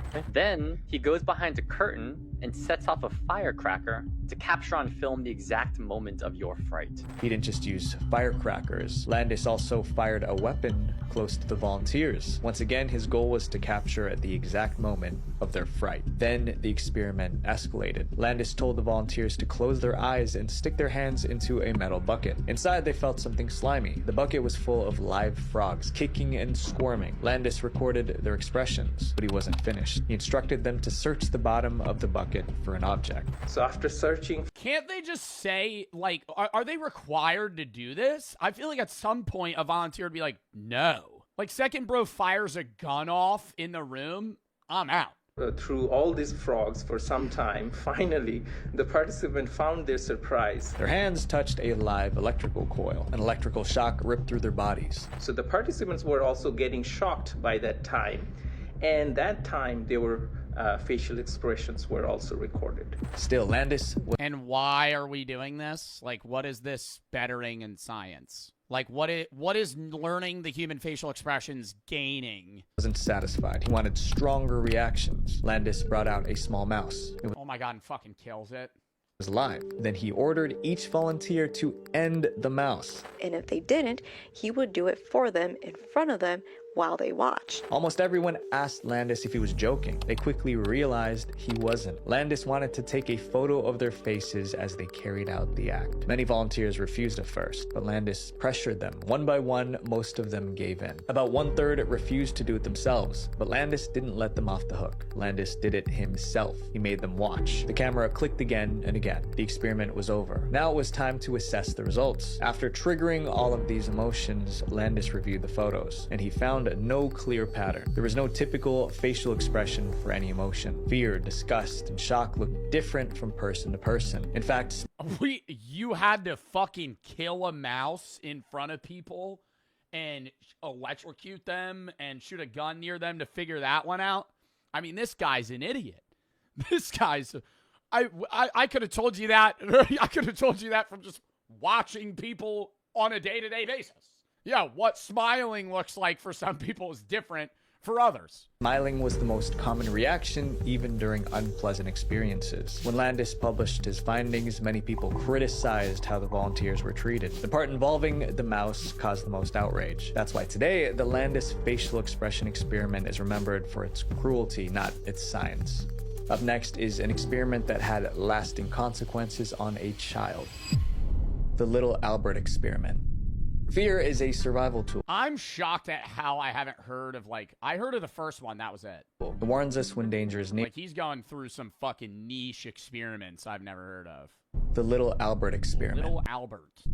Fear is a survival tool. It warns us when danger is near. But for decades, psychologists argued about where fear comes from. Are we born with it, or does the world teach us what to fear? In 1920, two researchers decided to stop debating and find out for themselves. They wanted to train someone to fear something specific, even if that thing was harmless. Before the experiment could begin, they ran into a major issue. They couldn't use adults. Adults already have memories and life experiences, so they know what's scary and what isn't. The researchers needed someone with no sense of what could be scary. Ideally, they needed a baby. The researchers eventually found a baby in the hospital where they worked. It is weird how, like, young infants don't fear, like, scary masks because they still don't have a full recognition of what, like, a normal human looks like. And then after a while, right, like when they're like 3 or 4 or whatever, like clown masks and shit are terrifying. The baby's real name was never recorded. In the study, he was called Albert B. Albert was only 9 months old. The researchers planned to teach him fear. To do this, they used a method called classical conditioning. Here's the concept. If you pair something harmless with something frightening, the brain may link the two. If you repeat that pairing enough times, the brain learns a new rule. This object means danger. The researchers decided to test this idea on little Albert. They began by showing him a white lab rat. Albert showed no fear. He tried to touch the rat. Next, they showed him a rabbit, a dog, and a monkey. None of the animals frightened him. First, as you see here, the investigators demonstrated that prior to conditioning, little Albert had no fears of any animals. At that point, the scientists needed a way to trigger fear. They struck a steel bar using a hammer. The noise startled Albert, and he burst into tears. I mean, but do we really need to do an experiment on Albert to know this? I mean, like, you could just know that through, like, regular dog conditioning. Like, if every time you want, like, for example, you bring every time you need to take your dog out, right, when they're a puppy, you ring a bell by the door. You take your dog out, ring a bell. Take your dog out, ring a bell. Now the dog associates having to piss or shit with the bell, so it rings the bell when it has to go poop. In the same sense, you're going to link two things. That's just any animal brain is going to do that. Like, you didn't need to do this to figure that out. Now they knew what made him scared. The researchers showed Albert... Yeah, Pavlov dogs already proved that. That's what I'm saying. The most dangerous storage unit finds. Welcome back to the Papa Meat channel. How you doing? How you doing? Coming and sitting down because today we're looking into the odd and disgusting world of storage units. Is stuff starting to pile up in your house? Are you running out of room? Are friends and family starting to make weird comments about your life choices? Fear not, friend. Just throw it all in the storage unit. That's why you knew, bro. Storage hunters. You remember those shows? Storage Wars, American Pickers. All of those were like fake ass shows. I'm so sure of it. Maybe the storage units were real, but dime a dozen. You know, like not like it's one in a needle in a haystack. You're getting a good storage unit. Most storage auctions are selling, like, you got to think, bro, like, what is the average people are putting in storage units? Holiday decorations, mattresses, family memorabilia, and like trash, almost. Basically trash. Stuff that's meaningful to an individual, but worth nothing. So whenever I saw those fucking videos where it'd be like, yep, just bought this storage unit for $1,400. Oh my God, look, he has antique rifles in perfect condition that are worth $140,000. Who the puts that in a storage unit? Why would you have that? Oh, he has a katana collection. What? What are you are you going through like the coolest people ever? What do you mean? If that's the stuff they're putting into storage, I want to know what they actually own. Like, Are you going through like Jeff Bezos's abandoned storage unit where he has like a block of gold just sitting in the corner? Like, who the fuck has that? No one has that shit. Some cool ass stuff. Yeah, that, and then they just never find anything that's... Dude, there was one show, or like one episode where they actually went through shit, and I was like, wow, this is interesting, because it was all trash. It was just garbage. There is a simple solution that may only cost you roughly $20 a month, allowing you to relocate your hoard of filth elsewhere. So first off, love Storage Wars. Fake TV show, love it. Love Storage Wars. But then I've been seeing all kinds... Yo, I feel like these guys... Wait, go back to Storage... I used to watch Storage Wars every day. This guy... These two, terrible couple. I wonder if they're still... I think it was for the show. Obviously, I think it was staged, but they would always bicker. They hated each other. I never understood how they weren't divorced. I'm going to say that right now. I'm not trying to, like, judge the relationship or anything, but, like, on the show, they would just fucking scream at each other. It'd be like, all right, don't bid on that, honey. And he'd be like, yep, another, yep, okay, yep, we're buying that one. After his wife literally told him not to get it. Just, like, direct oppositions. This is the favorite character, though. Favorite character right here. The old guy, don't remember his name.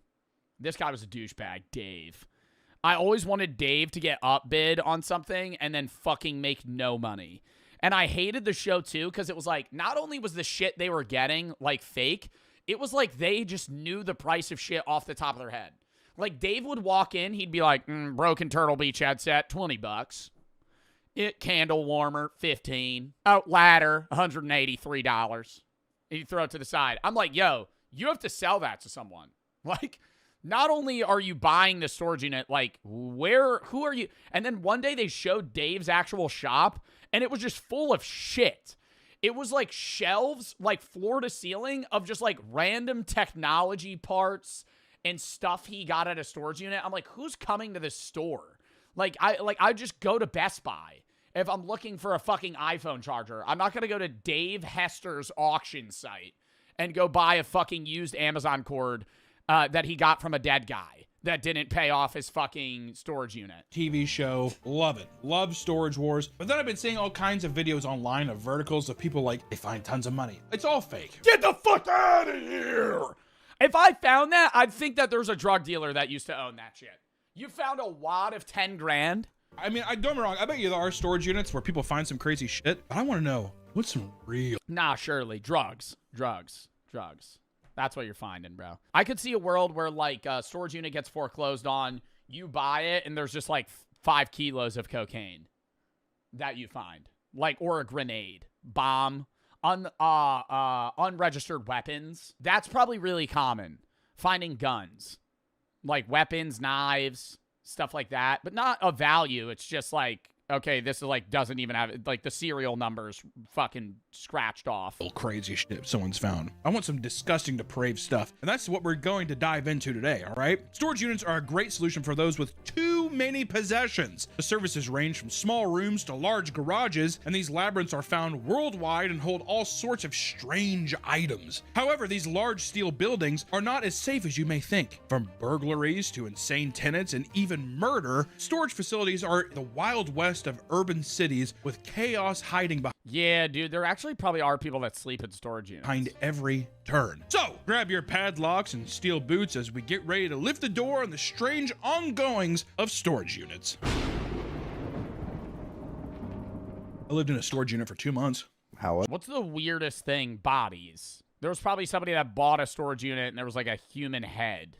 Something like remains of an animal, dead stuff, rotting shit. Like, what else is like disturbing or dangerous? Bombs, acid, just fucking weird murder, sex dungeon shit. Yeah. If you're 57, like that one guy that was smoking a cigarette in the beginning, he looked like 60, 65. If you're that old, you have a health problem. Like, you can't go to a doctor, you can't go to a hospital. You're just like, so you have a growth, like you can't even get it checked out, like nothing. It's like beyond just like, oh, I don't have insurance, right? And you know, you only go to an urgent care when you need, like, you don't even have money to go to a fucking urgent care. Like, you can't do anything. You have an infection, you're not getting antibiotics. You're just fucking toughing it out or dying. Just 10 minutes into the tunnel, Tony wanted to return to his spot. We handed him a week's worth of supplies and kept walking deeper into the tunnels. And there's so much randomness that could happen. Anybody could just decide to come down that tunnel and steal from you or take your stuff or attack you and then disappear, and who would know, right? It's not like it's happening on the streets where you're laying there and somebody could see you and call the cops. Like down here, it's like another layer, like not knowing what could ever happen. It could be peaceful now and come back in 2 hours and the wrong person walks through and it could be hell, you know? As we go deeper and deeper, the less we know about what— Yeah, because it's so private that it offers safety, but also concern in that, like, nobody's around you. So if somebody wants to, like, walk past you and kill you, nothing's going to happen to them. Like, if you're a homeless guy on the streets in public, even if it's dark and cold outside and you're in a fucking alleyway, like, there's people around you. You're literally— there's nobody within a mile radius of you here. Somebody fucking walks by, they could just hack you to death and leave. Take your shit. What if you were born down here? I would hope that if you were living down here and you had a child, you would put them up for adoption. I would hope you would give them to the fire department, or like not anything would be better than this. Dwellers make pans out of aluminum and use hand sanitizer as a heat source to cook their meals.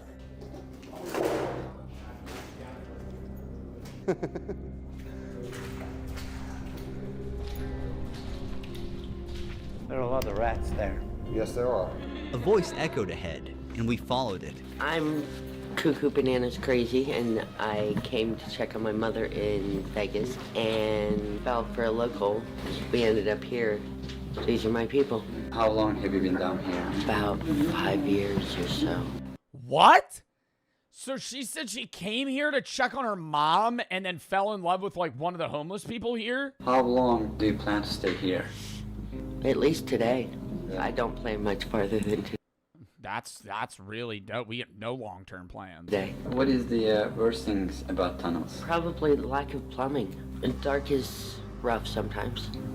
I can't just sit in the dark. I get a little bit panicky still, like I'm a little kid. Darkness is not just the absence of light. It's like I don't think that's like you're a little kid, bro. I feel like anyone in this tunnel would be terrified. That's not like, oh, I'm just a kid afraid of the dark. No, you're in a fucking tunnel with a bunch of people you don't know, and it's pitch black. Entity that covers you and erases you from the world. Tunnel people they got a truly black cherry. Usually survive through stealing and dumpstering. Some people down here do treasure. Why are we blurring that out? What is that, a joint? Some people down here do treasure hunting, such as collecting cables, coppers. Do you do things like that? I collect what the drunk tourists abandon. Oh, side story. Just remembered this. I know a guy, not I have a friend. This is going to be I know a guy that, number one, the copper tubing brought it up. He had to respond to a call. He's a firefighter. Had to respond to a call of a guy that was stealing copper tubing at an abandoned house, and the electricity was still on, and it electrocuted him so fast that his body was still rigid, and it burnt the entire upper half of his body off. And I was like, damn, that's crazy. And he was like, you want to know what else is crazy? He was like, I responded to the Boeing whistleblower that died. The guy that was on the news and he took his own life, but everybody was like, that was weird. And he was telling me about it, and he had no idea. Who's that? The Boeing whistleblower that was like going against like the Boeing company, saying that there was like factory problems and they were kind of ignoring it. Shit like that. Like, I mean, that's like if you know about the news. If you know what I'm talking about, crazy. I was like, you responded to that? He said, yeah, he didn't even know who it was. He didn't know who it was until after the fact, and he was like, I'm not going to tell anymore. I'm not going to tell anymore. I'm not going to get into the details, but I just thought that was crazy. I was like, I've known you for so long. You didn't bring that up. He was like, well, I don't know. And they pay. I collect what the drunk tourists abandon. They go to Louis Vuitton and they pay $3,000 for a t-shirt, and then they win $100 on a slot machine, and they get so excited that they jump up and down and they leave their $3,000 purchase right there to go cash in their winnings. And they remember that they spent that money, 2 days later, because they've been day drinking in the sun, and they plan to lose $10,000 a day while they're here. What do you think of people losing thousands of dollars to machines? It's the American way. Decadence and excess and debauchery. I don't even think it's the American way. I think it is a flaw in human biology that we are incapable of recognizing. Well, actually, we are capable of recognizing the odds of wins and losses, but you are so much more enthralled by the potential to win millions that you don't care. It's a dopamine rush. That's why they're all flashy and colorful. There's no windows in casinos. They give you free drinks. They're panning into your brain's anatomy, knowing that they're basically crafting the perfect situation for you to be happy and okay with losing tons of money. This is why people come here on vacation. Then Beverly showed up in the darkness. For how long have you been down here? Probably 8 or 9 years. I've done online gambling and in-person gambling, and it depends on the person that you're saying, which is also different from sports betting. I do sports betting all the time, and that's its own conversation. But it's like online casino gambling versus in-person casino gambling. In person, I will lose 3-4 times as much as online. The dopamine from sitting in front of a slot machine, actually at a roulette wheel, playing a game while you're drinking versus like sitting and watching a screen, it's not even comparable. How is the situation here when it rains? Horrific. Very scary. I've been caught up in it twice, and one of the times I really didn't think I was going to make it out. What do you think about Las Vegas City?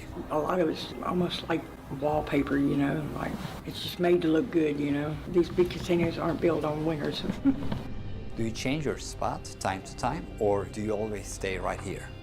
Oh no, it definitely changed. What is the hardest thing about tunnels? She packed years of disappointment into one word. The people. Even this deep down, there's stuff all I mean, yeah, being alone would be, like, if you knew that nobody would fuck with you, it would be a hell of a lot easier to be down here. all over. Some of it was probably brought in by the flood, some carried in with shopping carts. After walking for another 20 minutes, we came across an eerie shadow stretched across the wall. Don't shoot. We don't mean any harm. Before we go further in the tunnel, I want to share how my heritage DNA kit helped me. Bruh! Hey there. How are you? Look at this trash. Yo, he's got a whole fucking survival tent. Like, where did he find that? They had to have bought that. It's like an expensive-ass tent. Hey there. How are you? Oh, I'd be so scared of that dog, bro. We first offered him some supplies, then he invited us into his tent. This is where this guy sleeps. He puts his clothes here. This is his table, kind of workstation. 6 years ago, I moved to Vegas alone, and my parents died in 2018. It's the 2 years I've been down here, if not more. So. How do you find water and food? I go turn on the fire hydrant right around the corner from here. I have my food stamp card, but if I really, really have to, I'll go steal food. How do you stay safe? Where do you steal food, though? Like buffets in Vegas? Like you're going into the casino or something and just grabbing food and dipping? In this tunnel. Like everywhere else, you just gotta watch your back. There's a scar on your forehead. What happened? I got hit in the head with a 2x4. And what the fuck? Got 11 stitches. In here? Yeah. What was the reason? Over a bike. Bikes are a hot commodity in this area, and a lot of people need them, you know. Have you ever seen... It is weird how the people they're interviewing have different things. Like, he seems like he's pretty geared up comparable to a lot of the other people. Like, there was one guy that literally just had a shopping cart and a chair. That woman had a whole bed. He has a fucking tent, a whole setup, a dog, a table. And someone at the moment their life was taken? Yeah, he seems really chill. Unfortunately, yeah. I remember hearing somebody come in and 2 shots go off. He got hit in his back and in his neck. And before I knew it, he was standing right in front of me with a white t-shirt on that was turning red really fast. It was his brother who shot him. The psychology of being down here in the darkness must be He watched a guy kill his brother in front of him in the tunnels. Really hard. Some people can't take it. There are people out there that haven't seen the light of day and never will. People that turn gray down here. Like, really? Yeah, I've never seen anything like it. At night, oh my God, like vitamin D deficiency. They never leave the tunnels, constantly in the dark. And it's also like, if you're down here for such an extended period of time, the sun's probably disturbing, you know? Like you almost become nocturnal in that you don't even want to leave unless it's nighttime, because it's like leaving.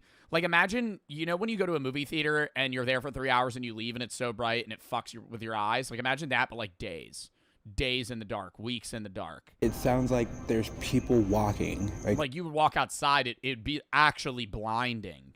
Right outside your tent. Like you wouldn't be able to see. And multiple times I've gone out there and there'd be nothing. You never know who you're gonna run into down here. That's for sure.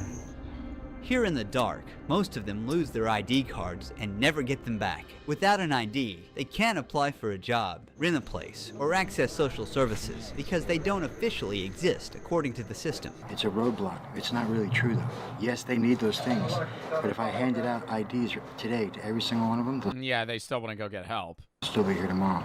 There's a lot of things happening at the same time. Traumas, mental health, all these things we need to address. I was like 2 years, 3 years homeless, walking down the street, and I saw 3 people that I knew having a sword fight in the middle of the night. I heard cling, cling, I saw blood, I looked at it, it was like nothing to me. That's what happens out here. You become traumatized and used to these situations. Phil once lived in a house with a pool. How did he get out, though? How did he get out? Like, I feel like you need somebody, you need to show willingness to leave and also have somebody to lean on to get out.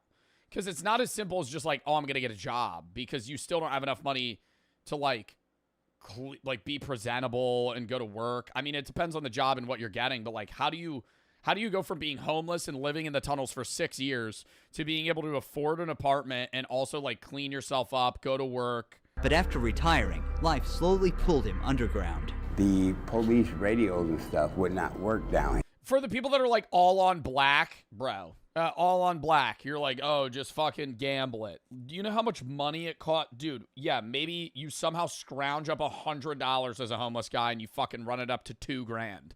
All right, you can afford the worst apartment in Vegas for 1 month. Still don't have food, can't pay electric bills, can't pay fucking water bills. You still don't have enough money to fucking survive. That lured a lot of people down here. How long have you been in the tunnels? 8 to 10 years. What was the 10 years? Oh my God. worst thing that happened to you in the tunnels? Possibly getting caught up into one of the floods that came through, because it takes about 10 minutes for the water to be about 8 feet high. We have no warning system telling us there's water coming other than to hear the water itself. There used to be signs down here that said, the current never lose, which is very true. We've lost quite a few people. The hardest things in the tunnels is losing the things you gathered over the years. Just weeks after this interview, you know what's fucked too is the people of Vegas, or I guess the government in Vegas. In the beginning you saw them kind of climb through that caged area that might have been trying to block them off. If they really wanted to, they could make it so you couldn't enter the tunnels. But they don't want to do that because then there's a bunch of homeless people in Vegas on the streets constantly, and that's a vibe killer for the fucking people coming from another country to come gamble in Vegas to see a crackhead on the side of the street. So they kind of not force you, but they kind of get you to go down the tunnels because they don't want you to they don't want you to be in the public. They want you to be underground where people can't see you. We got word that Phil passed away. That happens anyway. I mean, it happens in other cities too, like Skid Row. I mean, you see it, or like Kensington. Like, there's a lot of like government, a lot of city districts that kind of half enclose people into certain areas. Just weeks after this interview, we got word that Phil passed away. He died? Oh, wow. Walk through the tunnel. Mineral deposits on the ceiling catch our eye. So there's water that's leaking through. That's the calcium from the water. These show that rain makes its way in again and again. Who knows how many times the flood destroyed homes and took lives. We're going ahead. Someone has created a memorial here. Somebody passed away. Dixie Hart, Ruins. When it floods, they have 20 minutes to escape. If the current or floating debris doesn't... Oh my God, you're just running in the dark. ...trap them inside first. This tunnel is full of puddles with a constant breeze blowing through. my God, here we go again. The ground is a mix of sewage, trash, and human waste. And now, all of it is soaking into my shoes. Everywhere. Yeah, I keep forgetting it probably smells like fucking shit. Constantly. Trash. And dead animals. Yeah. Oh, that's nice. A dead rat. It is from a casino? Yeah. Oh my. Our feet are wet, but that's how we roll here. You have to keep going. We are walking in this tunnel, going on and on to find Rob's old friend, who's been living down. Yo, they can't even, if they have their, actually, I didn't even fucking think about this. For the people that were, I don't know if they were joking or not, going, hey, they could just go gamble, they can't. Because if they get money, when you go gamble at a casino and you get chips or you get a ticket of your, fucking slot machine winnings and you have to go cash it in, regardless of whether or not you look 21, you have to hand them your ID because they scan it before they give you your money back. So if you don't have an ID, you're not able to get winnings. Like if you come in with $100, you turn it to chips, you run that up to 10K in chips. It's only needed if you win above 10K. No, that's when you get a tax form. I'm pretty sure you still need an ID. At least in AC, when I gamble, every time I've ever won money at a casino, I've had to give them my ID when I get money. I don't know. Maybe not for a slot machine. If you're going to like a ticket, like it would be like basically an ATM, but the reverse, where like you put in winnings and then it gives you out. I don't know. Not at a sports book. The moldy gray walls started to fill with color, and then we walked right into what looked like You don't need an ID at a sports book, Zeusy? Like for winnings? Underground art. I feel like you would at least need an ID to place an IRL bet. Online you do. Art studio. Someone built their own gallery down here. Sad thing is that a fucking Rocket League car? Art studio. Someone built their own I think I'm just brain rotted. gallery down here. Sad thing is, one heavy rain could wash it all away. That's actually really good art, too. Jay's tunnel is furnished with salvaged materials. There are all kinds of random stuff. A baby stroller, bags, toys, but everything is surprisingly well organized. Yeah, my name's Jay. I live in the flood tunnels down here for like pretty much ever, like 8 or 9 years. I moved out here, all my luggage is stolen, my ID, everything. Basically, welcome to Vegas with $27 in my pocket. There's really no safe anywhere. You'll get robbed by other homeless people, you'll get robbed by the police. This is where each day begins and ends for him. What happens when they come to them? You go to jail. What? Yo, don't you go a little insane, too? Where it's like, if you're in the darkest parts of the tunnels where, like, you can't really see light on one side or the other, and you don't have technology, you wake up and you don't even know what time it is. You have no idea how long you've been asleep. You could have been asleep an hour. So you want to get your license. All right, so getting your driver's license is supposed to be like this big milestone in life, right? Freedom. I think it is the biggest milestone. I think he's going to say the exact opposite because he's introing the video like this, and then he's going to say, But I think getting your license is like a big freedom milestone. More so, dude, I want to say getting your license is like really big, and it's not really treated as such compared to like turning 18 when you're like an adult. But turning 18's lame as fuck.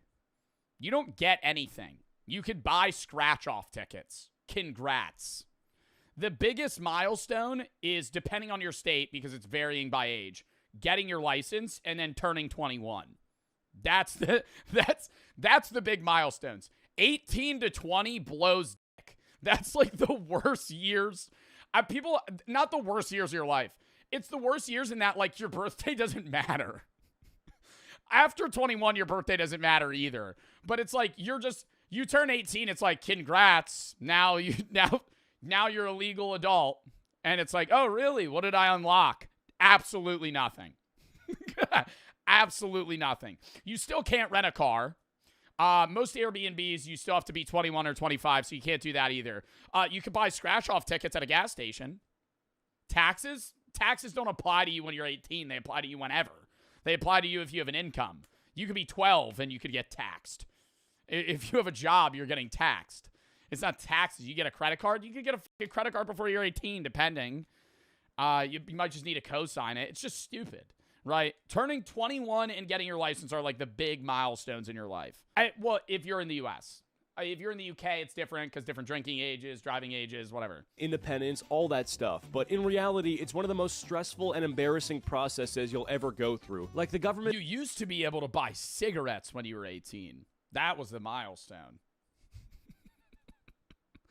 Used to be able to smoke cigarettes. Not anymore, though. Damn it. Basically hands you a car and... When? Not that long ago. Like, your parents probably could have bought cigarettes in high school when they were seniors. Says, good luck, try not to kill anyone. And the way people hype it up makes it worse. Everyone's like, once you get your license, you can go anywhere you want. Bro, no I can't. I still live with my parents. I got like $3 in my bank account, and gas is $5 a gallon. The only place I'm driving is straight back home. Not to mention, the whole process is designed to humble you. Like, you'll walk... No, I'm still gonna say, bro, not having to need a motherfucker to pick you up is so much. It's not freedom, but it's better. Bro, I remember getting done at track practice and having to wait to get picked up. That shit's ass. Just standing around being like, God damn, where are they? They show up late, they forget. Have you ever had that? Have you ever been somewhere and it's like your mom forgets that they have to pick you up? And it's like, oh, don't worry, I'm on my way. And it's like, you were supposed to leave an hour ago. So now you're just standing around like fucking waiting for shit to happen. Like, you run on other people's schedules. Once you have a license, you have your own time, right? Like, you could go places when you want to go places. Yes, you need money, but it's like, if you have gas, you could go somewhere. Designed to humble you. Like, you'll walk into the DMV thinking you're ready for adulthood, and the second you step up to that counter, some 60-year-old lady with glasses down her nose just looks at you like, you're not built for this. And she's right. No, that's not what she's gonna do. She's gonna go, you don't have enough you need more points of identification. You only have your passport and a local water bill. You're gonna need to go home. And now you have to go you have to prove that you're you in every way in the fucking world. Oh my God, going to the DMV, bro, you might as well bring a binder full of everything that's ever happened to you. Drive all the way back, and hey, if you have an appointment, now you gotta reschedule because you didn't fucking show up with the right shit. Thinking you came with the right stuff. Wrong, you gotta show up with something else. Right, because 5 minutes later, you're out there stalling your car in front of a line of 30 people who all hate you now. So let's talk about what actually happens when you try to get your... I had a friend that failed the written test 15 times. I failed it once, and then I passed the behind the wheel. He passed the behind the wheel immediately. He failed the written like 15 times. He wouldn't study, and it was like an ongoing meme. Like, everybody, he's like a year older than me, and we all got our licenses, and most of my friends are older than me. Like, right now I'm 23. Most of my friends are like 25, right? Chris is like one of my IRL friends. He's 28, so he's a lot older than me. He's like 5 years older than me. But I think that changes. Once you're in your, like, mid-20s, it's just, you know, you all mend. It's fine. It's whatever. He's unk, though. But anyways, when we were all, like, you know, in New Jersey, you're 17 when you get your license. So we were all, like, I was 16. He still didn't have his license. He was 17. I turned 17, got my license. And then it became a meme that, like, he was the only person without his license. It took him 2 more years. Because you have to take the written, and if you fail, you have to take it again. You have to wait like 2 weeks. So if you keep failing, you have to keep waiting. And so he kept consistently failing, and then like the time between taking the test would get longer, and then he wouldn't be able to some weeks. So he would take it like once a month, and he would just fail like every time until it was like he actually sat down and studied and finally passed. I will say I think the written test is stupid though. I failed it the first time by like 3 questions. It's not even like questions about how to drive. Because all that shit's obvious. Stop at a stop sign. Don't park next to a fire hydrant. Stop when a school bus stops. But it's like asking you hyper-specific questions. How many feet from a school bus do you have to be stopped when it's stopped? Fucking idiot. I don't know. 2 car lengths? I'm going to guess. A cop isn't going to go, Woo! Hold up. Pulls out a tape measure and fucking goes, you're 3 inches too close. That's a safety hazard. No, they're not going to do that. They're going to eyeball it, right? Or they'll ask about fines. Like, why do I need to know that? Why do I need to know that? Hey, prove that you can drive. How much are you going to get charged if you do this? Fucking, I don't know. Just don't do it. Just don't do it. Just don't do it. And hey, I'll find out. If I ever get pulled over for speeding, how much is the ticket if you're 10 over? Fucking, I don't know. The cop's going to hand me the ticket and I'm going to read it and go, oh shit, it's fucking $200. That's when I'll know. And then I'll say, the behind the wheel is too easy. The behind the wheel is a piece of shit. What? It depends on the state. The behind the wheel is literally stop, turn your signal on, go on a roundabout, turn around, parallel park. That's the hardest shit. Hey, buddy, why don't we make the test merging onto a 6-lane highway and going over a bridge when the median is fucking 6 inches away from the fucking edge line of the road and there's no fucking shoulder? That's how you know how to fucking drive. That's how you know how to fucking drive. You pass the fuck ass behind the wheel test. Congrats, you can parallel park. Oh, wow. Yeah, now actually get on a highway where people are going 95 and they won't let you in. And then you gotta fucking, and hey, there's gonna be moments where you just gotta fucking be ballsy. And that's what sucks. They don't teach you that. They don't teach you that shit. When you gotta merge onto a highway and it's like, hey, nobody's getting over. Don't move. Don't move. Because if they don't move, you're both gonna die. So they'll fucking get out of the goddamn way. And that's how it is sometimes. If you're driving in fucking Philly, you're driving in New York, you're driving somewhere in a packed city, they're not gonna move. You gotta make a move. And you gotta show, you can tell when it's a new driver on the road. You can tell when they don't need that fucking stupid sticker that says, new driver behind the wheel, be nice. Fuck out of here. I'm laying on the horn. Yeah, you gotta. New driver. Hey, buddy, you better lock in because you need to learn how to fucking drive. Oh, I'm gonna be nice to you. I'm gonna change the rules for you. Oh, get the fuck out of here. No, you gotta learn how to do that shit.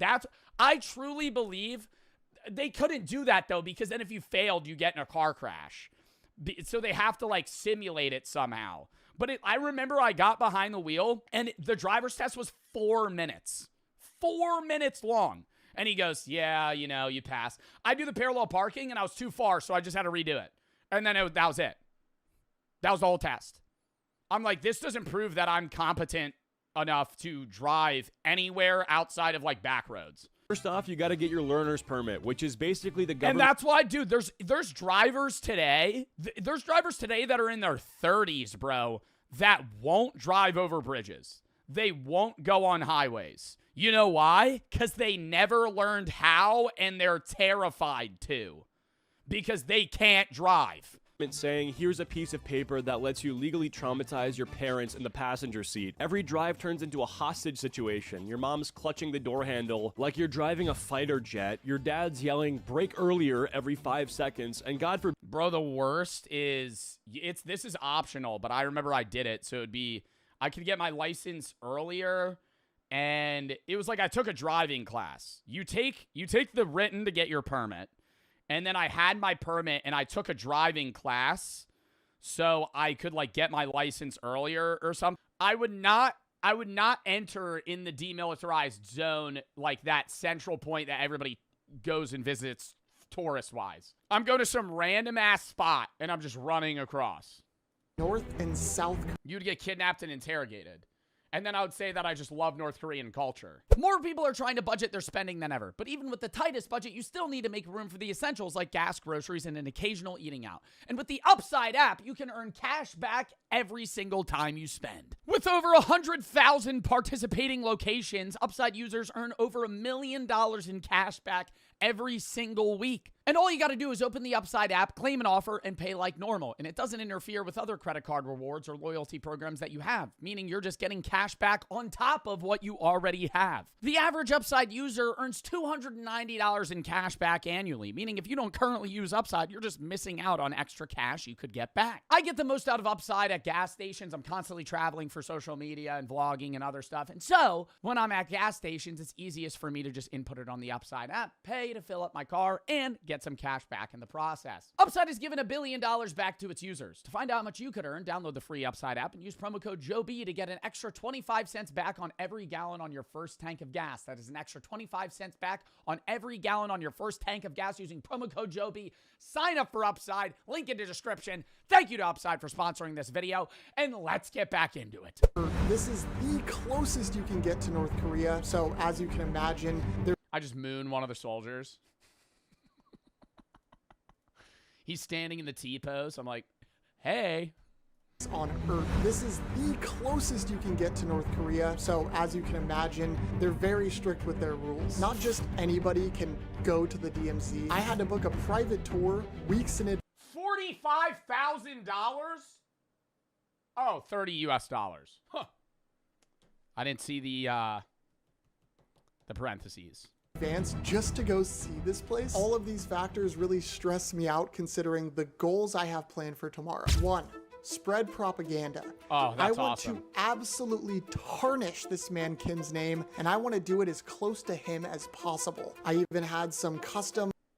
Jack, this is the worst idea I've ever seen. This is... Bro, Otto Warmbier, while he was in North Korea, literally got turned... They killed him.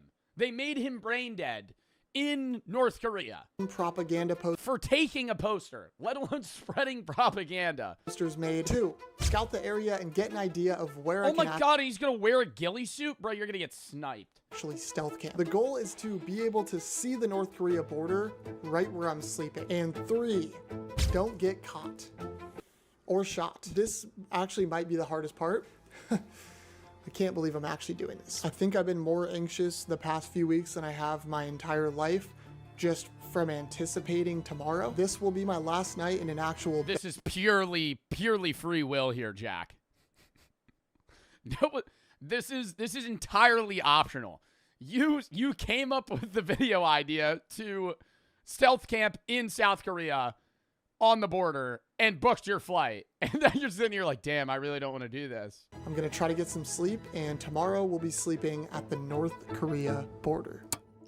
Is this the video you're in? Chat, what are you doing if you see him stealth camping and across the way in North Korea, I'm in the video and I'm just standing there? If you're wondering why it's still dark outside, it's 5 a.m. Let's get dressed. I called myself an Uber to take me to the pickup spot for the tour, which was at this random train station. Yo, I'm so calling a Waymo and just redirecting it to Pyongyang. I'm putting that shit in. I'm going, take me to Pyongyang. The Waymo just starts freaking out. It's like, error, error. Oh, hello. Yes. Yes, yes. Oh my god, this random man just knows Jack. Jack Pembroke. Oh no, he's the Uber driver. I thought he was a fan. I'd be like, it's me. I'm going to North Korea today. This guy I've never met before rushed me into a van full of other people I've never met before. He said if we weren't on time, the military literally wouldn't let us in, so we were already in a rush. Okay. That is our tour guide, I'm pretty sure. Oh, we're getting on a bus. So we're loaded up into this bus with a bunch of other people, and this is when we meet our tour guide, Kelly. We can stay at the DMZ for 3 hours. She tells us he just starts asking outlandish questions. So if you sorry, Kelly, if somebody, just were to try and run across the border, like what would happen? I mean, I'm just spitballing here. Like if I were to wear maybe like a bubble armor and sprint really fast and kind of like dodge, would their outdated weapons kill me, or We're gonna have 3 different stops in the DMZ. As we got closer to the border, I could genuinely feel the intensity of what we were doing. I started to see Korean military like every mile, and I had that weird nervous feeling in my stomach. As we were pulling up to the entrance, Kelly told us, when we get to the DMZ, we have to pass through the military checkpoint. The South Korean soldiers will check 3 kinds of your information. which obviously made me feel uneasy knowing I had a bunch of propaganda posters. Just shoved right up his ass, too. Jackie, you got to keister that shit. They're going to be patting you down, man. In my backpack. Okay, we're almost here, military checkpoint. Bathroom! Bathroom! From now on, all the photo, all the video, not allowed. I snuck a video. Oh, shit. He walks by me, I go.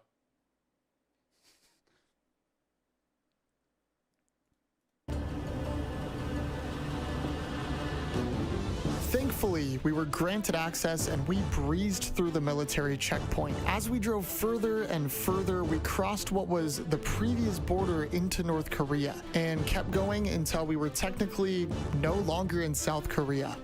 All right, we're getting off the bus. Wait, no longer in South Korea. Oh, wait, the DMZ is literally an area that's not owned by either country. I thought that there was just a gap that they wouldn't enter. I didn't know they still, they're not in South Korea anymore. He's gonna try and not catch the bus back? Jack, this is even worse. Jack, they've bussed you into the demilitarized zone and he's gonna try and stay? I thought that this was just like, he's going, like, I thought you'd be able to like walk up there. You gotta pass through a military checkpoint and he's gonna try and fucking like ditch the group and go camp in the woods? We're here. Oh my gosh, we're here. At our first stop, we were immediately rushed into a theater to watch a video. Although North and South Korea established their own. This would be really funny if you had like Jack on like Find My iPhone and you knew he was doing this video. So you just start like spam calling him when it's like 2 a.m. and he's trying to be quiet. It's like, fuck, my phone keeps ringing. Governments after World War II. The peace didn't last long. This was really weird feeling, and I started to stress about scouting the surrounding area and making sure I get these posters up, because that's like the entire reason. Bro, Jack, this isn't fucking Disney World, bro. This is the demilitarized zone. And we're here, but Kelly made sure that everyone stayed next to her at all times and was constantly doing head counts. I don't know how I'm gonna do this. We all entered a room and were told to gear up for an old underground tunnel. This tunnel is extremely... Jack just goes in the bathroom and blows up like a sex doll to sit in his chair. The guy next to him, he's like, don't fucking say anything. Puts there, jumps out the window. Old and was originally built by South Korea to invade North Korea. While everybody was getting in line, I knew this could be my chance to break away from the group. I think I'm gonna try to dip out that door. And so without wasting any God, he's actually gonna try and dip. Time, I took my chance. Inside the largest high school in Texas, $100 million. I don't know how much an average high school costs. I assume it's not $100 million, though. This is the largest high school in the state of Texas. Welcome to Allen High. Today we're getting exclusive... I feel like Texas High... Brother, this is a college stadium. They got a double-decker bleachers. What the... I know football's huge in Texas. More than almost any other state in the high school level. And I know Texas high schools in general have a lot of people. Because Texas is also just very populated. And there's high schools that multiple people from different areas go to. But my God, dude. I've never seen a high school football field like this. Texas to tour their $100 million. I'm pretty sure my college field was like literally that. Wait. Their sports complex alone is $100 million? Access to tour their $100 million sports complex. Dude, how are they getting that money? Where are they getting the money from? Including their massive... Is this a private school? Stadium, their state-of-the-art weight rooms, locker rooms, insane cafeteria, and so much more. Allen has been the home to dozens of pro athletes, including stars like Kyler Murray and the legend, General Booty. But today, we'll be finding out what makes this place so much different and how they plan to take over more than just football, starting right here with assistant basketball coach Chris Blakely. Chris Blakely here at Allen, assistant basketball. I feel like all of this conversation conversation-wise is going to end up being, yeah, it basically functions as a college. Just because that's the money they're working with. I guarantee you everything's going to be like, so we have like, so like they could kind of like roam more. Oh, like college. So we have like a weight room that's kind of different than a regular high school. Oh, so like a funded college room. Well, coach for the Eagles, and glad that you guys could come make it out. I'm a boarding school? Bro, no boarding school. No average boarding school's this big. Florida born and raised guy. I feel like there's a rivalry between Florida and Texas when it comes to high school sports. Who's got it better? So I think today we're gonna have to make a decision on that. Where do you wanna go check out first? Yeah, let's come look at some facilities. Let's do this. Now, Allen isn't your normal run-of-the-mill public school. This is the largest high school in the world with nearly 7,000 students. Their campus is over 1. Bro, the fear of the first day, bro. Oh my God. I remember the panic because I used to be so introverted and I hated new shit, bro. Freshman year, the first like week was terrifying. This would be another level of scary. Million square feet and is home Another level of scary, bro. You just pulling up to like actually a college campus. to some mind-boggling facilities like their 12 different basketball gyms, $80 million football field, their indoor practice center, on-campus restaurants, student. Damn, bro. Do you think they have 2 different varsity squads? If you have 7K students, you have to have and it was this old guy named Henry. I remember him. I'd go Henri. I'm going to drive with Henri. He was like 80. And the first day we didn't, he canceled because he had to get like his kidney removed or something. I don't know. He had a fucking, it was like, I was waiting around and he was like, he texts like 3 days later and he's like, oh, sorry, I was in the hospital. I was like, oh, fuck. He shows up and he would eat. All I remember about him, I hope he's still alive. All I remember about him was he would munch on like Werther's originals. Like the whole time I was driving, he would be fiddling with the plastic in the wrappers and he'd be popping them in. I think he had like 3 in his mouth at once because he would go like this. And he would mush them around. It sounded like marbles in his mouth. And the permit, like the driving class cars have, normally a car has a brake and a gas pedal on the driver's side. The behind the wheel, like driver's like class, there's also a brake on the passenger side. And he would lay on that shit and I would get so mad. He would be like, I would be braking a good 100 meters before a stoplight, going 40 miles an hour. He would go, whoa, whoa, whoa, and he would fucking make a noise. Whoa, whoa. I'd be like, dude, I'm stopping. Like I see, he goes, you don't want, he said, I remember he would go like this. You can't have this when you stop. Because when a car stops when it's going a little fast, it rocks. He goes, you need a smooth stop. You need a smooth stop. You want to stop and go, I don't want to, if I feel this, that's how I know you stopped bad. I'd go, fuck that. Fuck that. I'm slamming on the brakes right before I fucking hit the stoplight, and then I'm going forward. Then you miss a stop sign, suddenly you're the worst driver alive. And the crazy part is your parents forget they drive like maniacs too. Like they'll be yelling at you for not using your blinker, but last week you watched them cut across 3 lanes like they were in the new Fast and... Yeah, Jersey slide over a 6-lane highway, no blinker.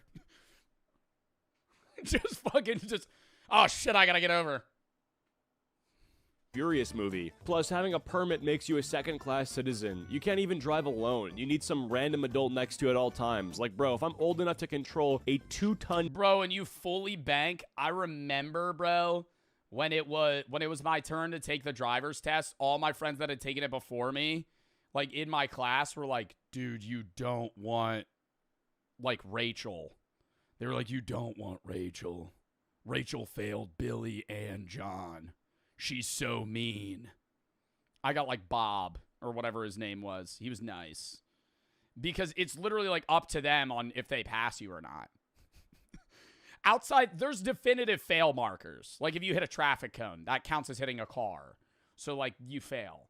But outside of that, it's like up to their discretion. Death machine on the freeway. Why do I still need my mom sitting there with a Diet Coke acting like she's my parole officer? Then there's driving school, where some random 40-year-old dude who looks like he's given up on life teaches you how to parallel park. The car always smells weird, like a mix of... Oh my god, yes! Yes! I was gonna say, bro, it didn't even smell like the Werthers. It smelled like piss. It smelled like piss. Like, but not new piss. Like, imagine you peed all over the fucking seats and then let it dry and, like, sit out in the sun for a week. And then I would get in the car. It just smelled like piss. Old coffee and regret. And they make you do the dumbest stuff, like a 3-point turn. Like, bro, I'm not driving a 4. I will say, all right, this is gonna sound like dickhead shit. When I got my license and I saw a car, like a gray car with the big block thing on the front that says student driver, I would pass him. I'd be laying on the horn more than normal. It's fucked. I remember when I was 17, I was like, oh shit, I passed. Now they got to deal with it. And so I'd just be like, the second the light would turn green, half a second, just lay on it.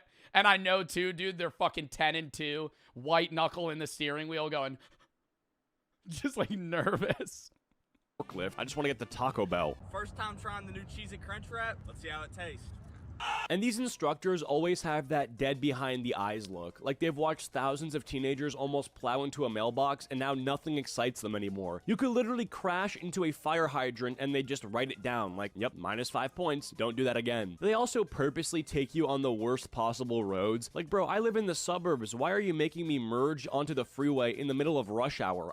They don't do that. They did that when I took the behind the wheel class. I had to merge onto a highway. And I think that was valuable.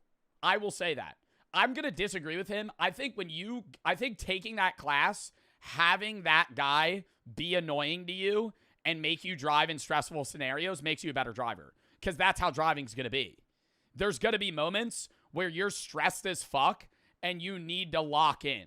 Right? And having some dickhead chirp at you the whole time helps. Learned where the headlights are. I'm not ready to battle semis going 80. And for some reason, they love parking drills. Parallel park between these two cones back into this imaginary spot. Like, when am I ever going to use this? Nobody in history has ever said, oh, sorry, guys, I can't come out tonight. I really failed my 3-point turn. Plus, the silence is brutal. Nah, you do need to know how to parallel park, though. That shit's hard. It's easy once you've done it a lot, but, like, it's hard in the sense that when you're in a scenario where you have to parallel park, a lot of the time there's not designated spots. It's just street parking where people aimlessly park anywhere on the road. And there's going to be spots that have this much space and spots that have this much space. And you need to be able to pull up to a spot, stare at it and go, yeah, I could fit in that. And then fucking, while other cars are flying past you because you're on a road, and so you have to fucking park. And if you fuck up, now you got to pull back out. And then people are getting annoyed because you're blocking them. Brutal. You're in a car with this string. I'd rather park further than parallel park. If you're ever in a big city where there's just street parking, that's the only option. Unless you want to walk an hour to wherever the fuck you're going. And the whole time you're... Or pay for parking in certain scenarios. But a lot of the time you pay for street parking. You're trying to impress him like it's a date. You don't need to learn that. Just Uber or something. Yeah, just spend $180 to Uber. Agree to. You flick the blinker on 2 streets early, and so he notices, like, see, I'm responsible. Meanwhile, he's staring out the window, sighing, writing hieroglyphics on his clipboard, 0 validation. Now comes the actual road test. Easily the most stressful 15 minutes of your life. You've been practicing for... Oh my God, I will agree. No, I actually will agree. I think one of the most stressful things isn't like first day of high school, first day of college. It is the second you're fucking waiting for your driver's test to start. Where you're like, you see the person walk around your car and do an inspection because they inspect your car first.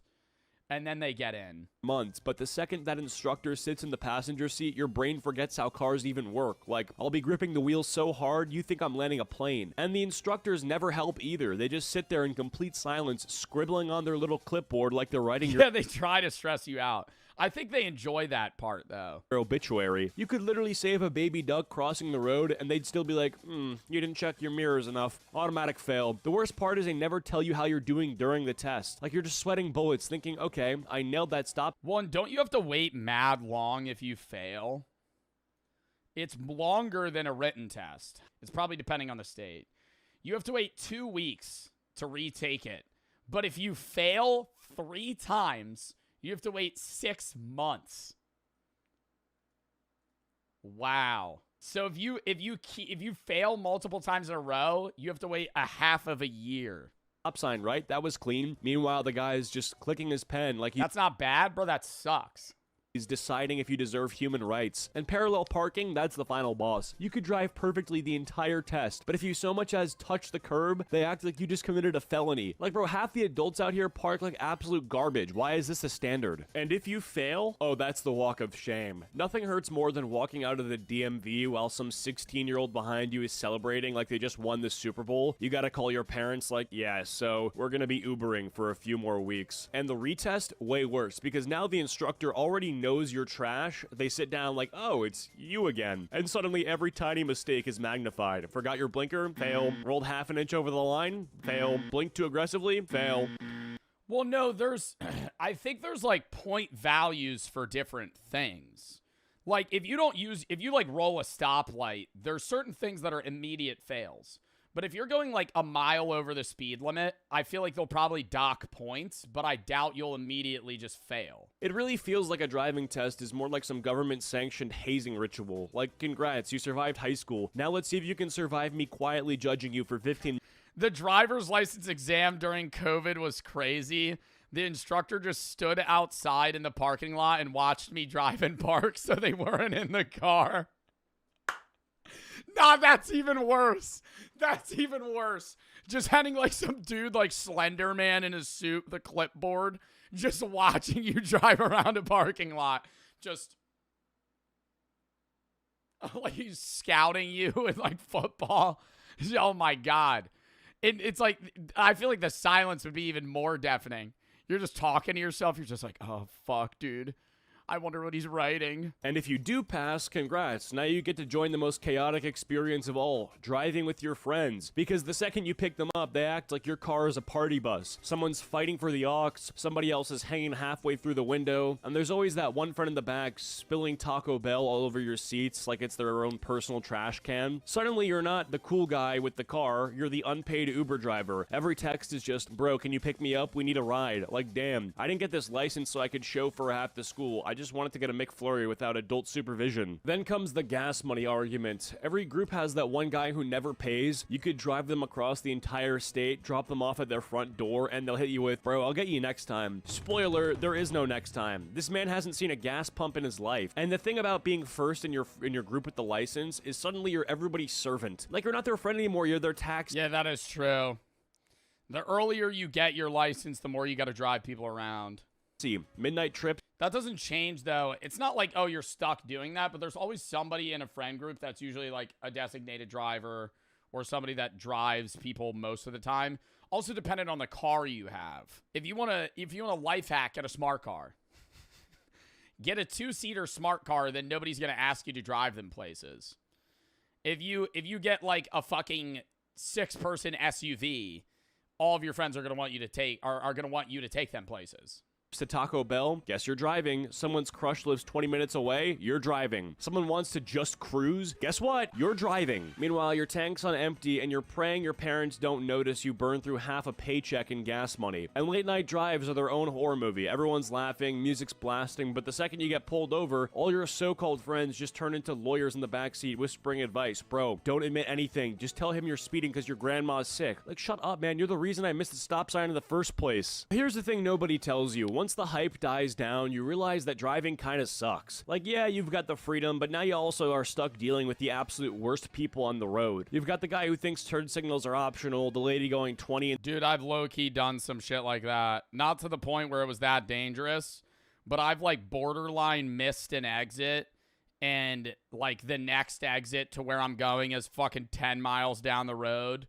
And if there's not a lot of people on the road, I'm hitting a quick 70 to 0 hard pivot right, and then just fucking rip the exit. The lady going 20 in the fast lane, and of course, the dude in the lifted truck who takes it personally if you merge in front of him. And don't even get me started on traffic. Like, nothing humbles you faster than sitting bumper to bumper for 40 minutes to go 3 miles. You're sitting there like, wow, I really begged the DMV for this privilege. Parking lots are war zones. It doesn't matter if it's Walmart, Costco, or some random strip mall. People will straight up cut across 10 spaces diagonally just to beat you by 5 seconds. And there's always that one psychopath who backs into every spot like they're rehearsing for NASCAR pit crew tryouts. Once you get sick of borrowing your parents' minivan, reality hits. You gotta buy your own car, which sounds awesome until you realize every option is either insanely expensive or complete garbage. Like, it's either a Yeah, you're either going to get something that's reliable. It's really hard to find, like, a semi-cheap or, I guess, reliable car that's not, you know, $40,000. Like, if you're getting a used car for $10K, a lot of the time it might run well for the first few months, and then you're going to have, like, your transmission be shot.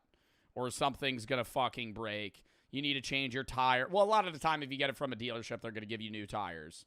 But you'll have, like, your brakes give out or something else that's just not going to fucking work. A Honda. Yeah, a lot of the time, dude, some people getting, like, a used Honda Civic with 230,000 miles on it.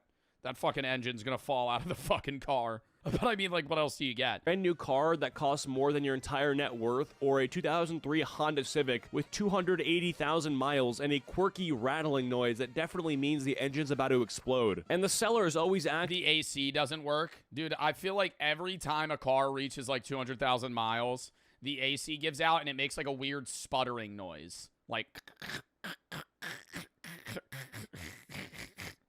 was there a dead rat in the fucking car? What is that? Like it's a hidden gem. Like, oh yeah, it runs great. Just don't roll down the windows or touch the AC, and make sure you keep a jug of coolant in the trunk at all times. Bro, that is not a car. That's a time bomb on wheels. Insurance? Forget about it. The government basically looks at you, a 17-year-old, and says, yeah, you're definitely crashing within the first 6 months. Oh, is this a turn right here? Shoot. Crap. Everyone hang on. I'm sorry. I love you. I love you so much. I'm so sorry. They charge you like $400 a month for the privilege of driving a car that barely starts. And when you do finally buy one, it's not freedom. It's another money pit. Oil changes, tires, random lights popping up on the dashboard. It's like you're playing whack-a-mole. You think you're buying an independence, but in reality, you're just signing up for permanent debt. So yeah, getting your license is hyped up like it's the key to freedom, but it's really just the start of a whole new headache. First, you traumatize your parents, then some guy in a polo shirt makes you parallel park, then you get judged by a DMV executioner with a clipboard, and eventually you go broke from gas, insurance, and your friends mooching rides. So yeah, getting your license is just your first subscription plan to adulthood, and trust me, there's no cancel button. Thank you guys so much for watching. I hope you enjoyed all my videos. I don't know. I still think it's an overall net positive to be able to get a license. I think there are a lot of downsides, but I don't think it's something that it's like, oh, this should be dreaded, you know? That was a fun video, though. Check out 30 seconds.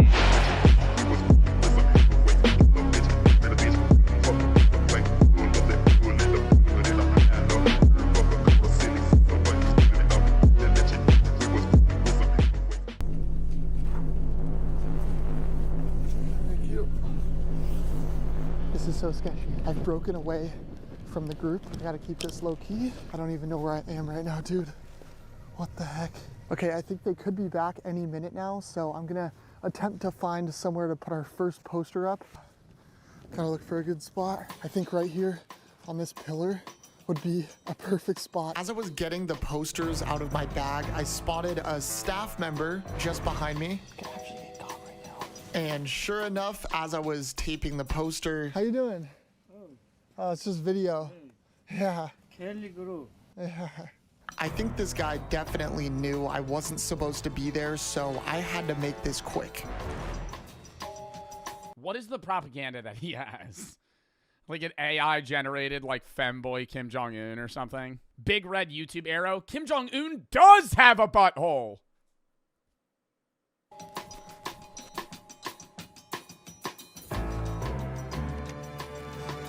Oh. Oh my god, is it that he made Labubu's? Come on. Kim Jong-un, what does that say? Kim Jong-un has a $1.2 million Labubu collection. Our first poster is up. Kim Jong-un has a $1.2 billion Labubu collection. By Rap TV. I mean, if this isn't the most embarrassing thing to be known for, I don't know what is. That's right, Kim. You can't stop me. Do I still have my fake? Oh, I do. I got scammed out of this. This is a fake fucking Labubu. Imagine I found like a wire. Oh, no. Check it? Yep. I would just say no. I mean, if just delete it, please. Yeah, I can delete it. Okay, just deleting the recent delete as well. Yeah, I was just talking to you guys about potential sleep spots around the DMZ, not even in the DMZ, and a military soldier came up to me and made me delete the footage. I got a clip of him as I was walking away. This is insane, bruh. After almost being late to catch the Why are you not allowed to film the other side? bus, we made our way to stop number... Like, why is that bad? It's just woods. It's not... Like, there's not people on the other side, like, facing them in that area. 2, the observatory. I believe this is like the closest you can get to North Korea. The vibes are pretty tense. This is apparently where you can actually see North Korea. So I'm thinking this could be a perfect opportunity to scout a sleep spot for later tonight. And once at the top, despite all of the no filming restrictions, I captured this. You are looking at North Korea. Fun fact, that's a propaganda town. Nobody actually lives there and it's completely fake. This was one of the weirdest, most surreal feelings looking into this. That's such a stupid thing. Like, hey, Kim Jong-un, instead of making an entire town that's fake to make it seem like your country doesn't suck ass, maybe make your country not suck ass. Isn't it almost around equal effort to put up infrastructure to make it seem like you're housing a town of 50,000 people, then, like, I don't know, put that money towards, like, not having your people starve or, you know, not putting them in prison camps. It's like, what are we fucking doing? This extremely mysterious and dangerous country, which means we've never... You see, he, I don't know if this is real news or not, but I've been seeing that he is, like, claiming that his daughter will be the next ruler after him. And I'm curious to see if she will be uber dictator like him. Like mega dictator. Like, do you think she'll be worse? She's worse? Bro, she's not going to be leader for like another 20 years. You know what I mean? Never been closer. There's no way she'll be worse. My enemy, Kim. I need to put up another propaganda No way. And a poster. This wall right here would be perfect.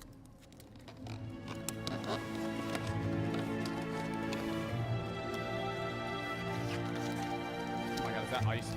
Poster number 2. Oh my God. Kim Jong-un reportedly has a baby on the way with Ice Spice. People walk down this every couple minutes. Sure, hundreds of people are going to be able to enjoy this. Sorry, Kim. Except I wasn't sorry because I was far from done here. But when I saw that they had security cameras that were being watched around every single corner, I knew I had to be quick. But luckily, Kim can't run fast anyways. But before leaving, the bathroom... What do you mean? Kim is the strongest person in the entire world. Kim is not even human, the feats that he's able to accomplish. I mean, Kim could probably run a 100-meter in about 4 seconds. Was just calling to me. All right, guys, I'm here in the bathroom. Kim invented the hamburger? No, his father invented the hamburger. And I couldn't help but think that... Kim invented the smash burger. A smash hit of the original. Huh. I think this place needs a little bit of decorating.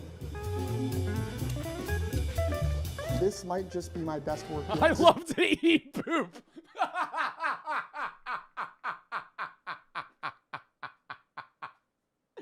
See, that's fucking hilarious.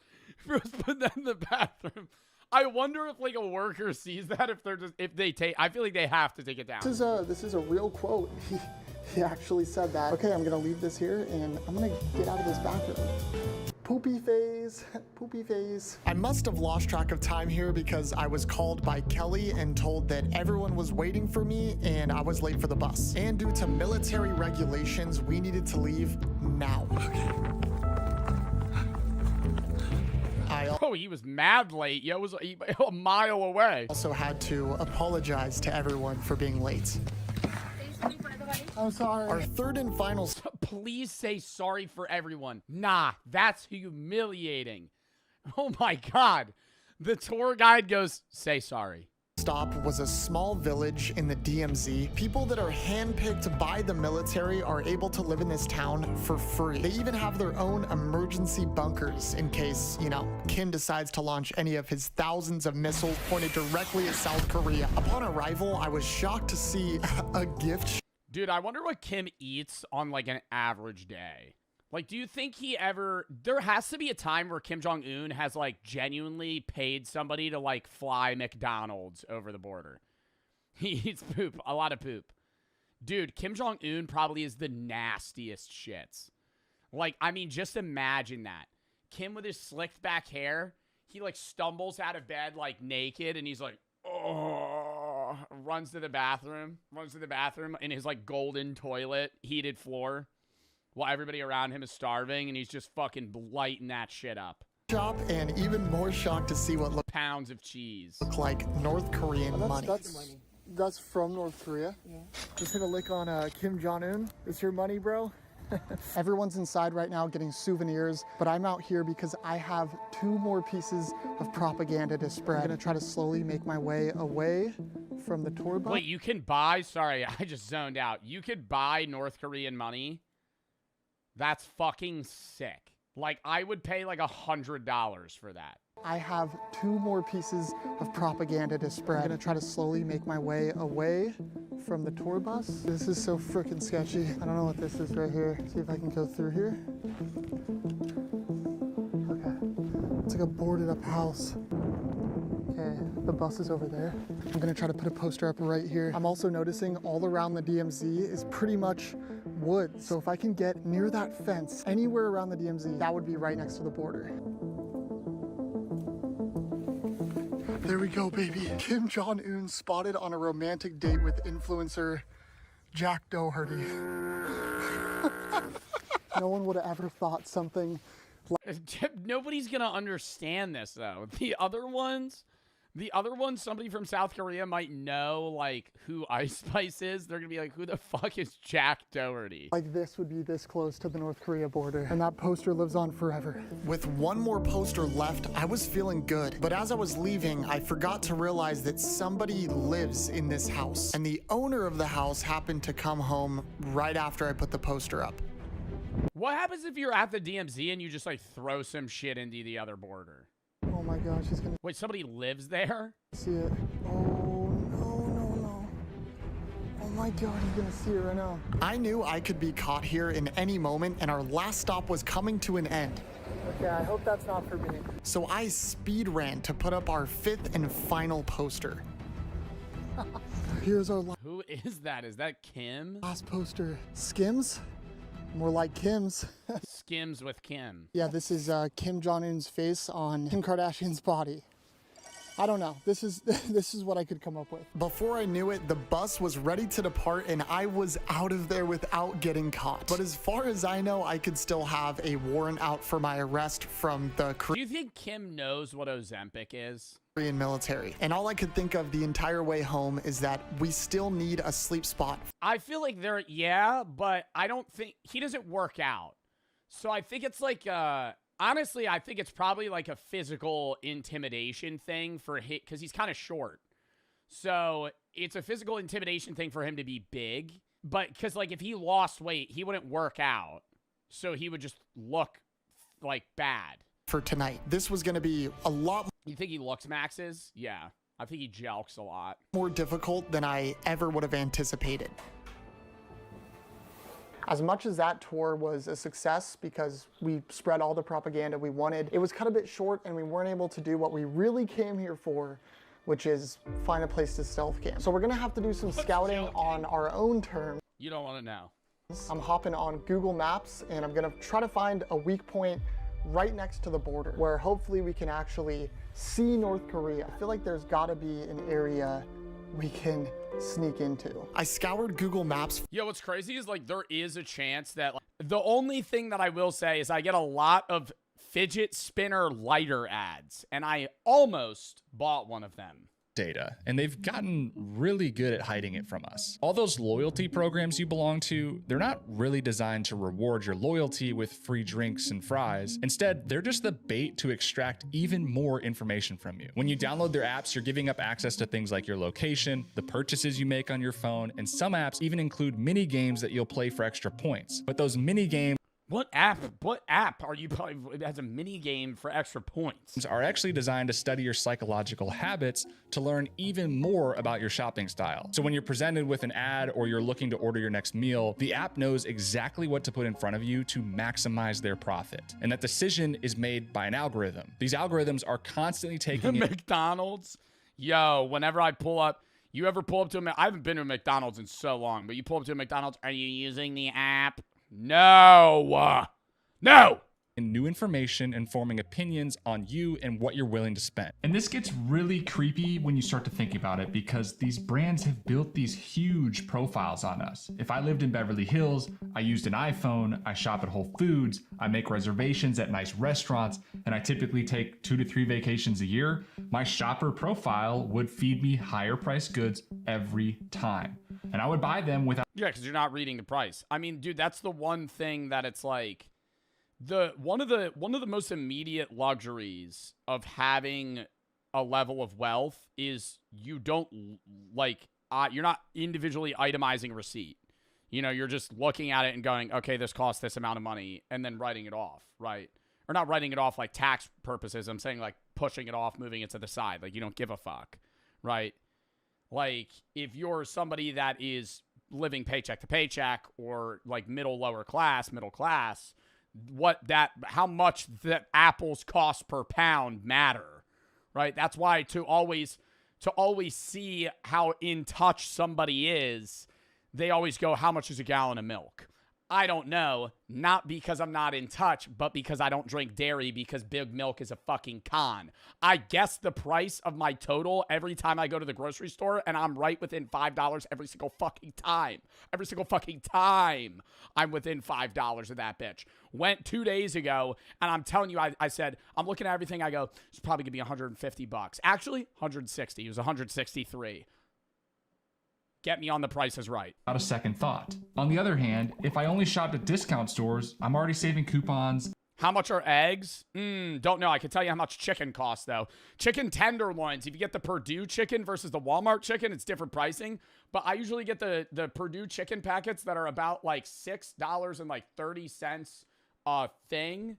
And it comes with about 8 tenderloins. And I get 2 of them. Rarely purchase something if it's not on sale. The algorithm will only ever feed me discounted items or lower priced goods. But don't just take my word for it, because this is actually happening around us right now. In 2019, an investigation showed that Target was charging $4.99 for a TV on their app. But when you pulled into a parking lot of one of their stores, the price would increase to $5.99 because the algorithm... They were up at that bitch $100. ...assumed you're more likely to purchase if you're already at the store. Also, in 2012, Orbitz was caught pushing Mac users to more expensive hotel options than PC users. When you would log onto the site with a Mac, the more expensive options would pop up first. The algorithm assumed that if you had a Mac, you were probably in a higher income bracket and could afford it. One study even showed that shoppers selecting fast delivery on baby formula were labeled as rushed parents and were assumed to not be price sensitive. So the algorithm would just bump up the price on baby items. But the problem's... The one other thing I gotta say that does this that I don't care and I think it's cool is stock market bars. There's bars where the more people that are buying a drink, the more it costs. So there's like price crashes and hikes, and they'll have a list of like pricing that constantly changes. Those bars are cool as shit. Where if everybody's buying Coors Light, now it's fucking, instead of like $6 or like $8 a can, if it's just like a cheaper bar, now it's 12, 15. But if it's like nobody's buying, Mango Cart, now Mango Carts are real cheap. Just buy the cheapest shit. Yeah, but then you buy the cheapest shit, then it gets expensive. Then you gotta switch drinks. These algorithms aren't actually owned by each individual brand you have an account with. They're typically third-party providers, which means your data is being collected by one brand, sent to another company, and then compiled and shared with who knows how many companies. And now they all have access to what makes you most likely to purchase and how much you're willing to pay. But because all these brands use the same third-party providers, the algorithm also knows what every other brand is charging for the exact same thing. And in order to explain why that's a problem, we need to look at a company called RealPage. They're a software company that landlords could use for a variety of things, but specifically, it helped them determine the optimal price to rent their units out at. Similar to Dave and Willie and their grocery stores, landlords used to set their prices with a ballpark idea of what the market was willing to pay. They did this based on things they saw, heard, or observed around them. They weren't allowed to do this through agreements with one another because that would be collusion. But by using RealPage, landlords were getting pricing suggested to them. That pricing was calculated using all of the confidential data that RealPage had access to, which included all of the prices of the rental units in their area and the supply of units available. Using this information, I was going to say, I assumed that's how they did it. It's just like, how much are the other apartments around the same square footage in the same building going for? the algorithm learned that instead of constantly decreasing prices to compete with other landlords, it could just set a higher rate for everyone and give the renters no other options. In some cases, the rental rates run by RealPage software increased by over 25% in just 11 months. It's just like the conversation Dave and Willie had earlier about raising the price of apples to $5. If everyone raises their price, there's nowhere else to go and the customers have to pay it. But this brings us to the question. Well, isn't that part of the problem with like Section 8 housing as well? Section 8 housing is when you could get part of your rent paid for by the government, for the people that don't know. Part of the problem with Section 8 housing is places will partake in Section 8, but then up their pricing, knowing that a percentage of it is going to be covered by Section 8. So they're actually just making you pay more because they know the government's going to be paying for a percentage of what it is. I'm not a genius on real estate, though, so it's just like greed, though, of like real estate owners. If it's an algorithm determining the prices and the landlords or companies aren't actually discussing anything. Imagine a world where people aren't slaves to money. The problem is money's kind of needed. You could have different economies that run and have rules for how money is shared and how much things cost. But you kind of need money in a society for it to function. If you don't have money, then you need something that is an attributed asset or something that is valuable and can be given a price-to-price ratio. It used to be the gold standard, right? So like everything used to be based around gold. Now it's based around the US dollar or whatever currency that your country has. But you need some sort of centralized thing that is different from just trade items. You need something that just has value. Otherwise, you can't trade for certain items. Because, like, the older days, it was like, hey, I have a bunch of wheat. Well, I don't need fucking wheat. So you then trade wheat for gold, and then you use gold to buy something else. Is it collusion? This has been a hot topic as AI and algorithms have completely outpaced our current laws, but the DOJ in several states did sue RealPage over anti-competitive practices, and there's currently a proposed settlement between the DOJ and RealPage that would force them to stop offering software that recommends how much to charge tenants, which is a win, but there also has been similar cases related to hotels and casino pricing that have been dismissed in court due to lack of evidence. Which leaves us in this weird twilight zone, and is part of the reason this video was so hard to make. As AI continues to advance and we continue to integrate the digital world with the physical world, how far is this all going to go? This is an electronic shelf label. You've probably noticed them at stores like Best Buy or Target, and in theory, it makes it easier for stores to reprice items or change shelf layouts. But they can also be changed remotely at any time, which means it won't just be Instacart changing the pricing in the app while you're shopping, but they could update it in real time depending on who's looking at it. Kroger recently partnered with Cooler Screens, who makes those digital freezer doors we're starting to see that often have an ad on them. But the scary part is that they also have a That's even worse, bro. The fucking freezer doors that just have ads and other shit on them that tell you like what's in there, but it's also popping up other shit that it thinks you might want because it sees that you're standing in front of it, so it profiles you and then markets to you what they think you would most want. Facial detection feature in them, allowing them to change the ad on the screen depending on the age and gender of the person standing in front of it. Kroger does deny that they're using the facial recognition technology, but we can all imagine what's possible if they decide to turn it on. Pretend you were to walk into a store tomorrow. As soon as you walk through the door, your phone pings so the algorithm knows you're in the building and immediately has all of your shopping preferences saved. As you're walking through the produce aisle, the algorithm knows you've been watching TikToks about banana bread, so the price tag on the bananas instantly increases from $1.59 to $1.99. As you continue walking through the store, you reach the freezer aisle. Bananas still aren't even that expensive, bro.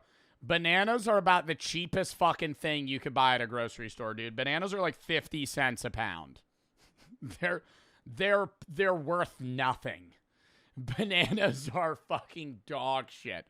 Like, it's because there's so many of them and they're so easy to preserve that they could just fucking sell them for almost nothing. Or recognizes that you're with your 15-year-old nephew, and because the algorithm also knows you've been watching Netflix on your phones, an ad pops up for the new Stranger Things Eggo Waffles collab. Not only that, but the camera also sees your 8-year-old niece who always asks your Amazon Alexa to play the songs from Frozen. So it shows a buy one, get one half off of the waffles and a Frozen inspired ice cream flavor. Oh my God, the Stranger Things Eggo Waffles? And a Frozen inspired. Like, why is that a product? Fucking throw that in the garbage. Frozen 2 Magical Mint Snowflake. That makes more sense. Neither of which were things we were planning on getting when I walked in the door, but now they're in my cart and I'm spending more than I originally intended. This is just a small example of what's possible with this technology, and it's only getting smarter and better at predicting the maximum amount we are all willing to pay. If we continue down this path, there won't be a market price anymore, and competition will basically just disappear. We would reach a state of what economists call perfect price discrimination, meaning every person will see a price that is 1 cent below the maximum amount we would pay for an item. Some people would pay $4.99 for an apple, while others would pay $1.99. And all of this is almost unavoidable. Some economists say that surveillance pricing creates a more efficient. Unless I start acting like I like certain products and hate others. I start tweeting out that I despise Honeycrisp apples and I think that they taste like fucking shit, right? Then I go to the grocery store, I sneak a Honeycrisp apple into the cart. Market because the price reflects real-time supply and demand on a per-person basis, but it also eliminates the free market. If all the stores use Honeycrisps are the best. Oh, I agree. They're the best apple. I'm saying I would lie and say that I hate the things that I like. Same algorithm, you'll never be able to shop around for a lower price or find any real deals. It'll all just be a facade.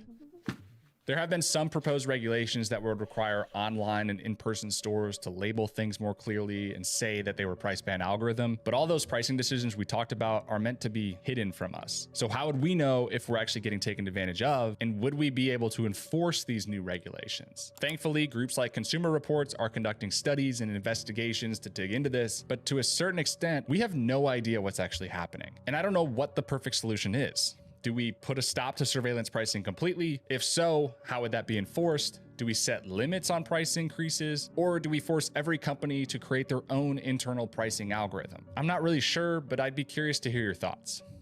Thank you so much for watching. I don't know. I think just starting with the digital pricing system, I think if they want to have that to reduce the need to physically change every price tag, that's fine.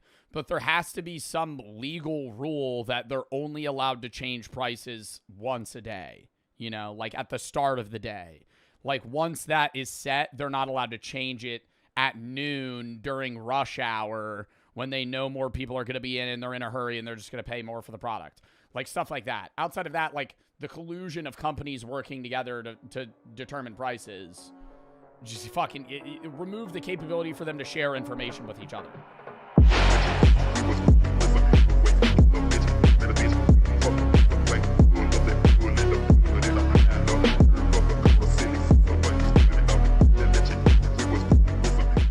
Kind of like like the player lounge side of things. Right now, this is obviously where we have some film in here. We got our legacy wall over here. This is kind of one of the cooler parts of the room because, you know, once you graduate from the program, you get to sign the wall. So anyone that's played here, graduated from Allen, they come and sign the wall on senior night. Technically, we got one NBA guy, Isaiah Stevens. He's playing with the Miami Heat right now as a rookie. Probably the most decorated Colorado State basketball player in history. But most of our guys are like just like really good college players.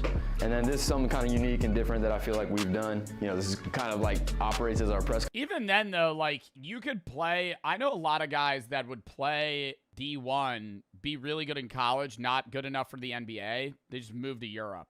You're not going to make millions of dollars a year, but you can make $120K a year, full benefits, playing for like a German team or some shit. Conference room too, at times, and we have a separate room, but like after every game we do post-game press conferences. We have like a student media team that's kind of helping us run that, just helping. Post-game press conference? These guys develop interview skills. Like I think he's gotten that actually is pretty good to get like media training.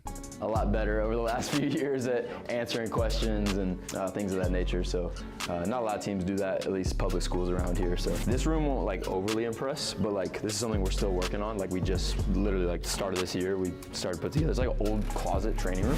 We still got to update some stuff, but it is unique because a lot of our guys come in here and we have like the Normatec boots and it's kind of a recovery room. So yeah, these guys would be napping in here all the time. Like snooze cam is on high alert in here, but we just keep like the Normatec boots in here, like recover. Yeah, this high school's rich as fuck, bro. I remember that used to be like the big thing, dude. Those pants that are like cold or hot or whatever, and they fucking help you not be sore and recover mad quick. Free stuff. Yeah, Normatechs are at least $600. Yeah, those are expensive as fuck. And they got like 4 pairs of those casually in one training part of their. They probably have 100 of them.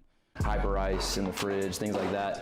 We kind of use that fridge as like a nutrition. Actually, though, bro, they probably have like $50K worth of fucking Normatec gear just in their high school area to like, we'll throw like muscle milks and things like that in there. How good they have it yet, but maybe one day they will. As we made our way through campus, we walked past their massive 4,000-seat arena that is quite literally bigger than the one that I had at my college. However, the gym currently had AP testing going on, so we didn't get a good look on the floor, but during game days, I've heard this place gets rocking. Their student section is full nearly every single game, but they have something special that I've never seen at the high school level. I don't know if anyone's doing it in the country, but like we're truly making it into like a college basketball environment. So like at our games, our student section's packed. Like you got stuff flashing up on the screens during the game, like videos, goofy. Bro, do they have player intros? Nah, dude, that is hard. You get a player intro in high school? That's fucking sick, dude. Like, they're not just introducing your team or like calling out your name. You have like a filmed edit of you. Oh my god. Stuff. You guys have a media team that's creating this stuff that are students here? Yes, yeah, we're like starting to build. And that is crazy because even if you're not athletic, but you want to be in the sports media space, this is probably also a pretty good spot to be because you could get involved in that where like any other high school you wouldn't be able to. So we're going on year 2 of having like a student media team. We also have like a video guy and a photographer that are with. What the fuck? This looks like the NFL headquarters. Like I went to the NFL headquarters to film that video. Bro, this is dead ass like as high tech. We have 3 movie cameras. Who the hell is doing the talks here? That's kind of like full time. I don't want to sound arrogant, but like there's a lot of these that just are around the school. So a lot of our teams here are successful. I mean, what is it? This is volleyball. This is state title basketball 2018. This is mostly just like tournaments and stuff. I think some of the state trophies are actually down here. So we'll step out here. This is the school side. So like everything on this side is only really. I don't want to say I'm surprised that they don't have more players that are pro, but is this like a newer high school? Because something with facilities like this, I'm actually shocked they're not like churning NBA and NFL players. Like they said they have what, 1 or 2 NFL players and like 3 NBA players. I feel like, dude, this looks like a facility that would have like everyone. Accessible to like athletes for the most part. Obviously you can see the football stadium over there from the window. If you want to make jewelry, you can go to the. Bro said, look at that clock, bro. Out of everything, you're impressed by the digital clock. Ours has a battery and a fucking hand clock, dude. I'm sitting there trying to read that shit. They got all digital? You can go to the jewelry making class. Yeah, I can't say that they offer jewelry making at my. Wait, what the fuck?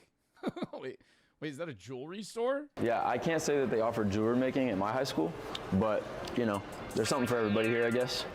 As you keep walking, they just... This is just a college, bro. This is just a college with easier classes. The campus is the same. You have weird-ass electives that, like, are very, you know, untaught at the high school level. branch off, like, to the sides. Yeah. And there's just, like, classroom. I mean, on both floors. Hold on. So when you guys were freshmen, or I guess what, sophomores when you're here, did you guys get lost? First day. Yeah, first day for sure. Yes. Yes. First day, like I was here, the hallways were so crowded because so many people are trying to like find a way to get to class. I avoid when the bell rings. If I gotta go somewhere, I wait like 3 minutes because I'm like, it's like New York City. Like everybody's just like penguins. We drove in here when people were leaving. That's a lot of cars. Yeah. Damn, bro. I wonder what those halls be sounding like, dude. Yo, imagine at McAllen High School in 2018, that shit, yo, I guarantee you motherfuckers be like, that shit was a movie. You'd be walking in the hallways hearing this. Lucid Dreams. Coming out of 9 different speakers. Yeah. As we head downstairs, this cafeteria is Mo Bamba. Holy fuck, dude. Holy fuck. what shocked me the most on this campus. Instead of your milk and stale pizza like most schools have, this place has real restaurants, including an on-campus Subway. Like, what? But somehow this still... I'm not going to call Subway a restaurant, but they have an espresso machine. What? They have an espresso maker. Yeah, this is literally just a college dining hall. But somehow this still isn't even the craziest part. So this is the cafeteria. We have A lunch, B lunch, C lunch, and D lunch. We have so many people, so everybody can't fit lunch at the same time. You can eat anywhere you can. We have like almost a dozen restaurants you can choose from. Subway, Pizza Hut. So you're a public school and you have Pizza Hut. Subway in your cafeteria. Yes, we have Subway, and it's pretty good too, actually. All right, let's just go look. What the heck? It's like a mall cafeteria. And again, you notice the amount of tables that are not being used right now. Subway, Pizza Hut. Is that Mexican over there? Cactus, burger joint. What's this one? Is this panini? Yeah, this is like fried chicken. Fried chicken. What's your go-to? My go-to Subway, or I get some fried chicken, or I get some. It's like a Panda Express. Walk up to the Subway. Let me get some olives. Let me get more olives. Why don't you put some shredded lettuce on that? This is wild. I love the lighting. Make it feel a lot bigger than it actually is. There you go. Never mind. Walk away. 100%. It's kind of like my house that I'm trying to get right now. We're trying to go for the high ceilings. It makes you feel... Big Texas houses, man. Come on now. Oh my gosh. Where to next? What are they called? Mopeds, right? Something like that. Our security guards like yeah, Segways. They got Paul Blart in this motherfucker. Around on these things. We have like 15, 20. This place is secure. We feel very safe here. Hey, there's a little mini Tuffy right here. One of our...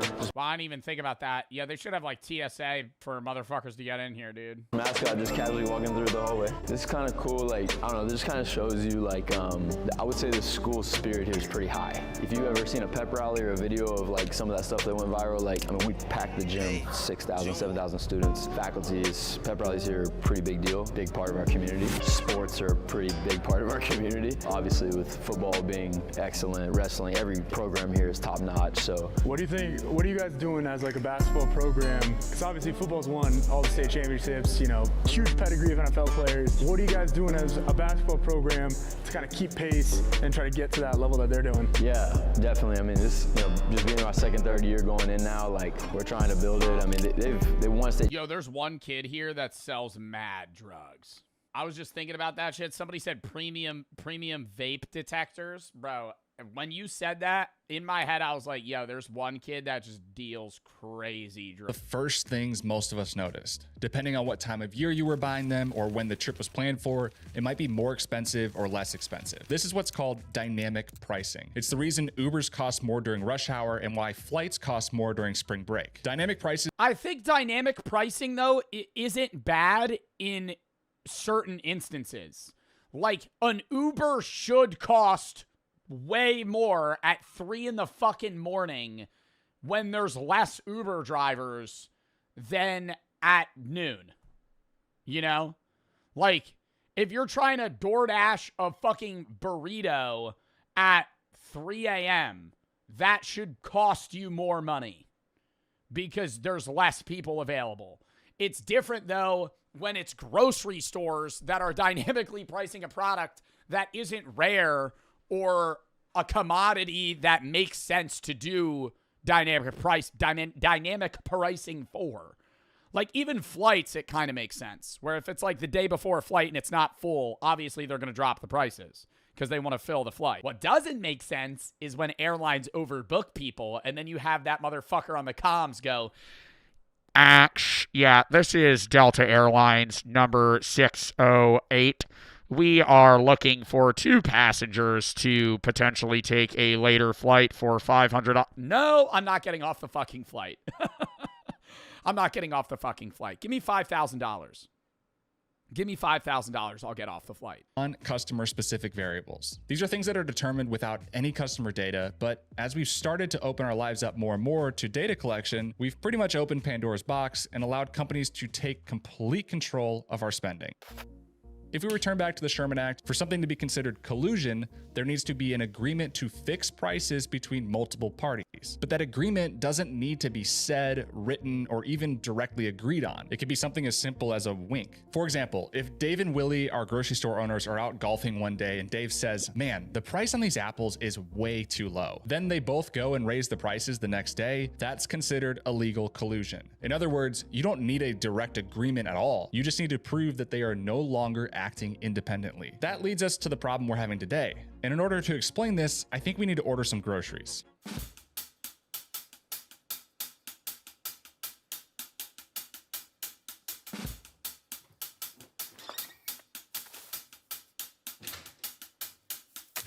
Now, Instacart has been getting... Bro just Instacarted 2 apples and a fucking box of cereal.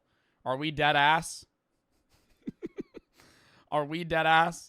I feel like it's a waste when you're not ordering. Like, yo, I always think if I'm going to order something, I'm going to order like $100 worth of shit. Like, don't, like, dude, you remember that one time when Handsome DoorDashed a fucking Red Bull? Like a singular Red Bull. I'm like, you just paid a guy to walk into a 7-Eleven, grab a Red Bull, and drive it to your fucking house. Like, that is insanity.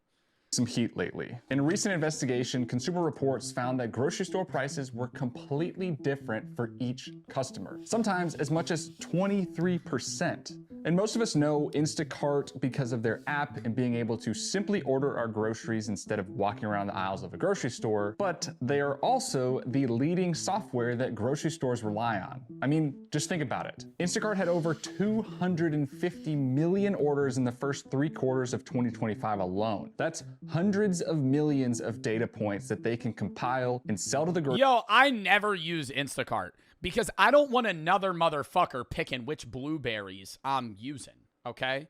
When I go to the produce section, I'm looking at the case. I'm seeing, oh, no, that one's got a rotten one. Don't want it. That one's good, you know? If I get Instacart, now it's some minimum wage. It's one of you guys. It's one of you guys, you know. You're high on the job, you know. You don't give a fuck if I get good grapes. Because you're just fulfilling the order. Why would you put that extra effort to be like, oh, this raspberry's a little fuzzy on this one? Fuck no. Why are we catching strays? Because the people that fulfill Instacart orders are usually like starting out at a Walmart. It's not somebody that's us, because the older people are the ones at the front checking the fucking receipts and just racially profiling people. The people that are doing Instacart are like the young guys that are rushing around to get shit done. The old people that have been there are the ones that are only stopping black people at the front. That's what they're doing. I mean, that's literally what they're doing. You can watch them do it. That's what they do. Grocery stores to improve their efficiency because it's a digital. That's cap, brother. You must be going to a different Walmart. Storefront, there aren't any price tags and they can update things in real time. They even acquired Eversight in 2022, which is an AI company designed to optimize pricing. I've seen it. No, I've seen it, bro. They read every receipt. But when I hand them a receipt, he goes, if I stand behind somebody that's a minority, that motherfucker's looking through each individual fucking thing. I'm like, yeah, no, that's crazy. promotions and discounts. But that optimization isn't for the customers, it's for the stores. According to Instacart, the tools they've built with Eversight can increase grocery store sales by 1 to... I'm a minority. Thank you for sharing, Zod. I've never seen that in my life. I go to Costco. I've never stepped foot in a Costco in my life, so I couldn't tell you what Costco's got going on. 3% and profit from additional sales by 2 to 5%. All of this being driven by an algorithm that is not only testing and updating prices and discounts. Well, you're rich. I still shop at Walmart. And profit from additional sales by 2 to 5%. All of this being driven by an algorithm that is not only testing and updating prices and discounts in real time, but it's also using our information against us. Which brings us back to our previous point on dynamic pricing. If you remember, dynamic pricing is based on non-customer specific variables. But to do what Instacart was doing, you need customer data like where they live and what they do for work, otherwise known as surveillance pricing. It is important to note that as of December 22nd, 2025, Instacart did announce that they are immediately ending all price tests and use of Eversight technology to run those price tests, but they are still allowing tests on promotions and discounts. Now, surveillance pricing really caught on thanks to social media. As we've shared more of our lives online and taught the algorithms what type of things we like to look at and buy, we're giving them the keys to our brains and how we shop. Not just that, but the brands have also found new ways to collect even more. Well, the AI's gotta be fucking glitching out on TikTok, brother, because the ads that I get on that fucking app are absolute horseshit. None of the stuff that I see, I have any interest in. State paid almost $1 million in compensation. There was no debate. The monster experiment should have never happened. This next experiment got so destructive it had to be stopped early. The Stanford prison experiment. Somebody said, wait, this happened to Jinxie. Bro, you're a dumbass. This happened in, like, the fucking 30s, bro. There was just a picture of kids in black and white from, like, almost 100 years ago. This experiment was designed to create an atmosphere of oppression. I'm sorry, that was rude. I was just a stupid... You know how they say there's no stupid questions? For years, Zimbardo studied how people behave in prisons, the military, and even offices. In each place, he noticed the same pattern. People in power often treated others badly. Over time, Zimbardo formed a theory. People didn't commit cruel acts because they were born evil. They did them because the situation allowed it. Simply put, power can bring out the worst in people, but it was only a theory. I mean, yeah, I don't want to say this is also one that, you probably could have known the result beforehand, but I think like a lot of philosophers talk about this shit too, where it's like a lot of religions and a lot of just like historical proceedings in general and how everybody's desires root in power. Not everyone's, but most things that people want result or root in power. If you want money, money is power. If you want, to be athletic, athleticism is power. If you want this, like, everything that you go to is some level of power or, like, power trip in some way that people try to achieve. To test it, he needed to create an environment where power could be abused. That idea became the Stanford prison experiment. Zimbardo built a makeshift prison in the basement of a college building. Cameras were installed to record everything that happened. He added cells, a prison yard, and a guard station. The goal was to make the prison feel real enough to shape behavior. Next, he selected 24 power, honestly, power and control, because control is power.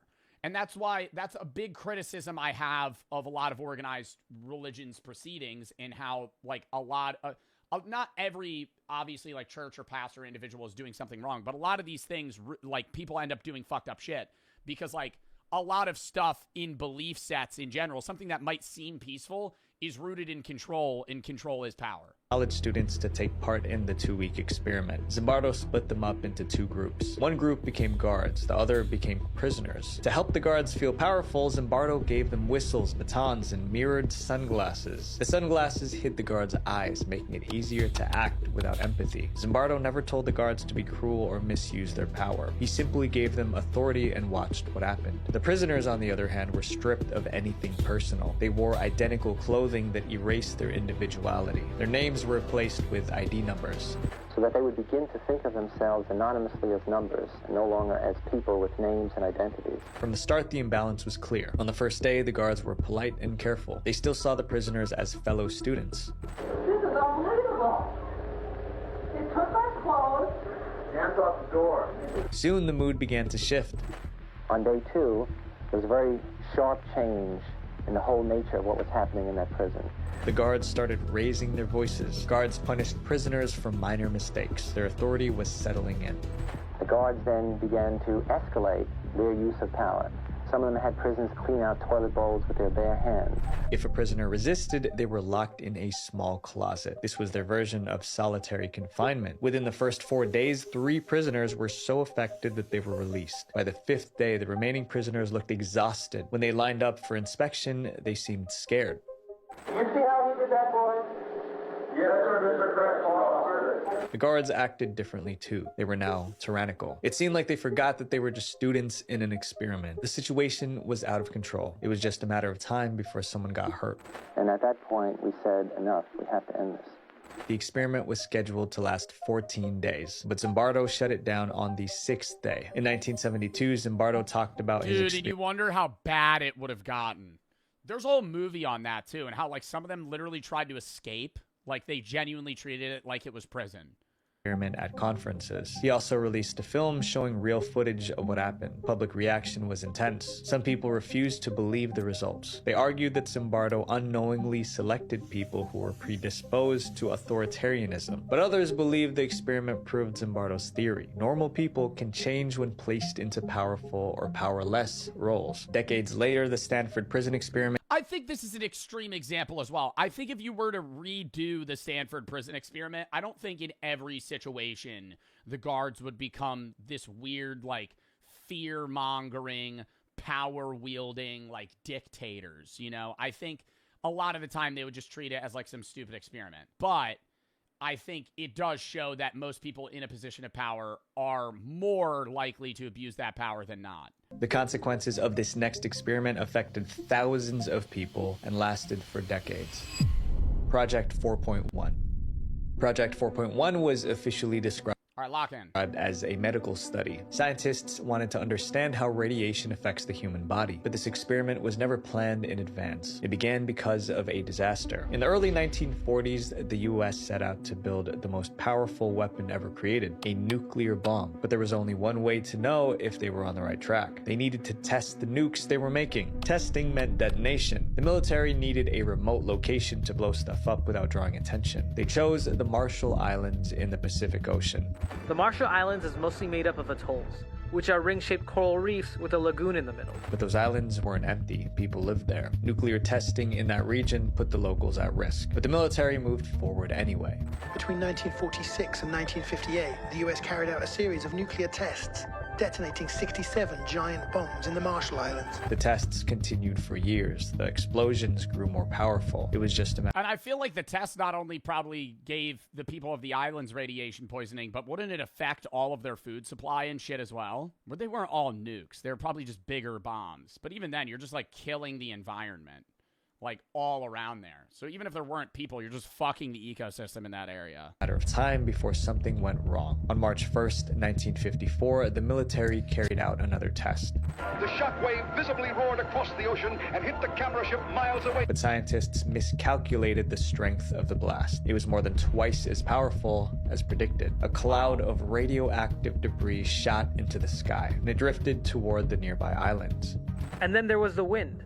It blew in a different direction than what the scientists expected. Oh, so they didn't blow it up that close, but they didn't calculate for the potentiality that it would be, like, drifted elsewhere. And carried nuclear fallout to nearby populated islands. On the ground, locals noticed something falling from the sky. It looked like powder. My cousin Erosi, he was on top of a tree whenever the powder fell. Kids played in the powder. Adults touched it. Everyone... Oh my God.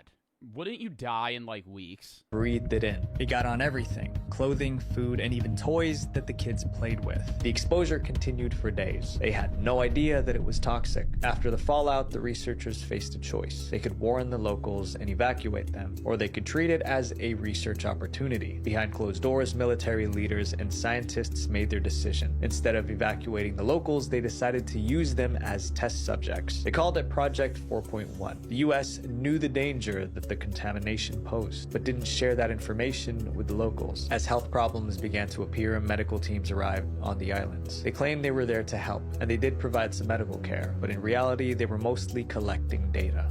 And after testing nuclear weapons on their islands, the US studied the Marshallese people without their consent. The experiment continued for years. Findings from Project 4.1 were published in US medical journals. The health effects were studied, documented, and shared. Eventually, the Marshallese became their own nation. The Marshall Islands gained its independence from the United States in 1979. By then, many locals already understood they were harmed by the testing. In the 1990s, newly declassified documents revealed more details about Project 4.1. Finally, the world realized how the victims were treated as test subjects. The project was condemned worldwide. Some even believed. But like, what happened to them? Like, obviously it's fucked up, but like, did they have higher increases odds of cancer and tumors? Did some people just like flat out die? Like what? Because they were far enough away from the bomb that it wasn't as immediate as like Hiroshima or like Nagasaki. Like the people there literally would just die from the fallout, or it like fucked up future generations even. The radiation exposure wasn't accidental and that it was premeditated. Sadly, decades later, many Marshallese people are still living with the effects of the blast. History taught us a lesson through these experiments. When we treat people like test subjects, we lose our humanity. My friends, progress should never come at the cost of innocent people's lives. So whatever you're building, make sure you're not destroying someone else to get there. Visual Venture. Wow, that was a good video. That was actually a really good fucking video. Use a literal baby for an experiment is crazy. Power can bring out the worst of people. I mean, you don't even need an experiment. See, that's true. That's what I'm saying.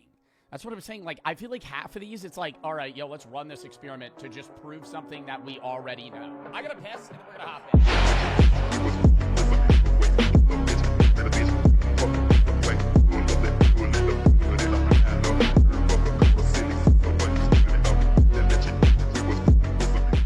What's really happening with price tags? This apple and this apple are the exact same, except for one. Well, here's the first problem. You're buying a Granny Smith apple, which is disgusting, okay? We're not even going to get into the price tag bit yet. The fact that you are purchasing willingly a green apple from a grocery store is gross. The only thing worse would be like you being somebody that's buying a Macintosh or like a mushy red apple. One thing. I only paid $129 for this apple, but for this one, you paid nearly 3 times that. Not because yours is any better, it's not organic, and I didn't get mine on sale. These are exactly the same, but the algorithm decided that you would pay more than me. Let me explain. Listen, folks. Yeah, well, it's really any store that has digital price tags, don't shop at. I think with the I guess advancement of technology, one of the only things that should never change is physical price tags, because that ensures that they can really only change them like once per day. Like unless it's like one singular product that they're up pricing. Like when you see paper, that's how you know that like that's been there at least today. Start having a rush hour price to it. These price tags started updating right in front of me. Just stick it to your customers just a little bit more. What a wild concept. Carnegie, Rockefeller. Do you guys have places with digital price tags though? I'll see them, but not to the point where like Walmart has everyone a digital price tag. Just stick it to your customers just a little bit more. What a wild concept. Carnegie, Rockefeller, and Vanderbilt. What do they all have in common? They owned monopolies. Carnegie was the king of steel, Rockefeller was the king of oil, and Vanderbilt was the king of railroads. These guys focused all of their time and money on one thing, and that was dominating their industries. As their businesses grew, they were able to effectively crush any competition and choose whatever price they wanted to charge. And they were pretty much untouchable. But in 1890, a senator from Ohio formed a bill that would allow the government to step in. This bill, also known as the Sherman Act, only had 2 sections. Section 1 made price fixing illegal, and Section 2 made it a crime to monopolize or attempt to monopolize an industry. As you can imagine, when the government passes a law that goes against the richest people in the country, they usually find creative ways around it. So in 1914, the government had to pass. It's illegal to monopolize, but what counts as a monopoly, right? Like, the fact that you have zero competitors, because you could argue that a lot of the big companies right now, like the top 5 in the S&P 500, are effectively monopolies of their own trade. Like, is Amazon not a monopoly in some way? Like, it obviously, the Amazon Prime Video portion of Amazon is not a monopoly.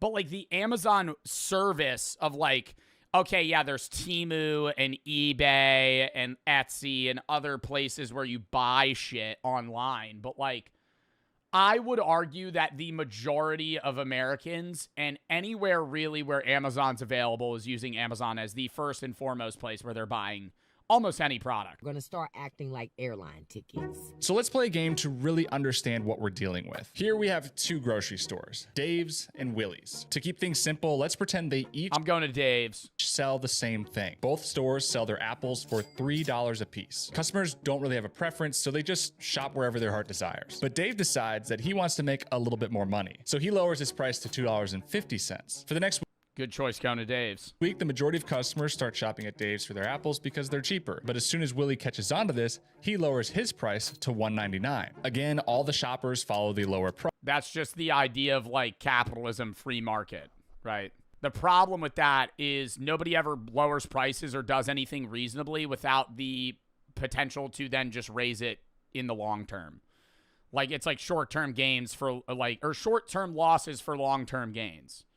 It's just great. Yeah, gross economics. I mean, it's literally just the idea of competitive pricing because you need to, not because you feel like you want to give your customers a good deal. Price and move back to Willie's. As you can imagine, this could just continue indefinitely, and that's why it's called a race to the bottom. This is the ideal scenario for us because companies are forced to compete for the lowest price to attract the most customers. However, after all this back and forth, both Willie and Dave are now making way less than they did when both of their prices were $3. If they could get together and create a plan, they could both raise their price to $5 and make way more because customers have nowhere else to go for their apples. But that would be considered collusion, and that's illegal according to the Sherman Act. But well, and isn't it also within reason on how low you're able to drop that price tag, right?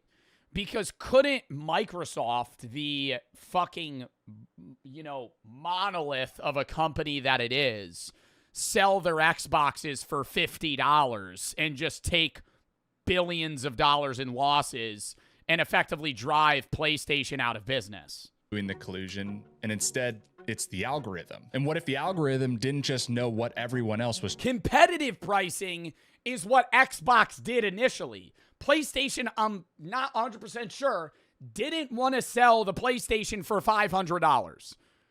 But when Xbox, it got leaked that they were going to sell it for that, PlayStation had to match competitively. It's not a coincidence that they're selling for the same price. But it also knew everything about you. We're going to get to that, but I have something else to show you first. Exchange-traded funds were built in the 90s, and when you invest in one, you get what you get. You can't customize it, and there's only about 4,000 total options in the United States. This is an ad. Ideas, visit public.com/grant. Let's take a look at this chart. It's a simple concept most of us learned in school. Here you have a line showing the supply and you're like, yo, bro's talking about ETFs, yo. Like, what am I going to start? Exchange traded funds. What am I on, Robinhood? Line showing the supply, and here is the demand. The point where these lines cross is the optimal price an object should be. As the demand goes up, the price goes up. As the demand goes down, the price goes down. Oh my God, wait, a monopoly is just the diamond market. That's the best fucking explanation, is the diamond market. I mean, you could even see that with iShow Speed Stream when Speed tried to buy a diamond and they were like, oh no, we're only allowed to sell to 2 people. Like, the diamond market, diamonds aren't as rare as they seem. Like, they artificially withhold the supply to increase the capability of them to sell them at a higher demand, right? Because they limit the supply, that increases demand. But if they released all the diamonds they had, then diamond pricing would drop pretty drastically. Pricing goods, but ever since we started carrying these around, things have changed. Airplane tickets were some of the... Oh, the hat! Come on. I think that's as far as it... You know, them Florida boys would probably rip the hinges off this machine.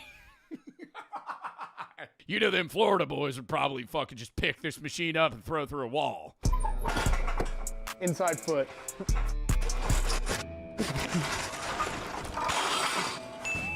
Still got it. As we finish up our tour, I really got the sense that I'd be sitting there trying to push that shit. here in Texas, sports just mean more. I mean, you hear it all the time, but everywhere you go, you see reminders of their success and what makes this place so different. That obsession for sports greatness seems to carry over too. I mean, Allen is one of the best academic schools in the nation and prides himself on all-around success. There is a reason that their graduates keep coming back to campus to help out. Now, as for their basketball team, it's really only up from here. Because one thing I know about Allen is this place breeds winners. It is McAllen. Oh, it's Allen High School in McAllen, Texas. So it's only a matter of time before Allen Hoops explodes. That's the tour here at Texas's largest high school. We've seen not even close to all of it. I want to say thank you. That was a really good fucking video, I'm not gonna lie. All hail Cullen. Never heard of the YouTuber before. Great video, though. Basically a uni. Yeah, that's what I was saying from the start. I think it's basically just like a higher tier college, almost, in terms of, like, facilities. Visited the Mole People Underground. They live with no sun. This is about, I think, the homeless population that's kind of, like, made their own city under Las Vegas. Underneath Las Vegas, there is approximately 200 miles of tunnel network. These tunnels have become a secret world for the so-called mole people. Anyway, I don't understand how they have full setups in the... What are these called? Like water channels? I don't understand how they set up furniture and technology and shit down there, because whenever it rains, it floods so bad that some of them die. It never rains. No, look up videos. Bro, what is the name? It's the Las Vegas tunnels flooding. And it gets so bad that it's like waves of water. Las Vegas tunnels flooding. Like, this is it starting.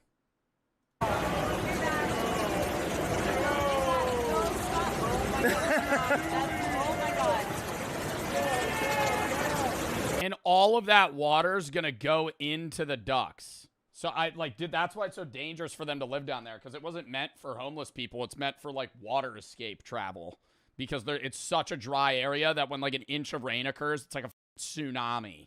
It hasn't come out and seen the light of day in a long time. I don't know if I want to meet them. They might not be civil. These tunnels are 7 floors down. Do we have any flashlights?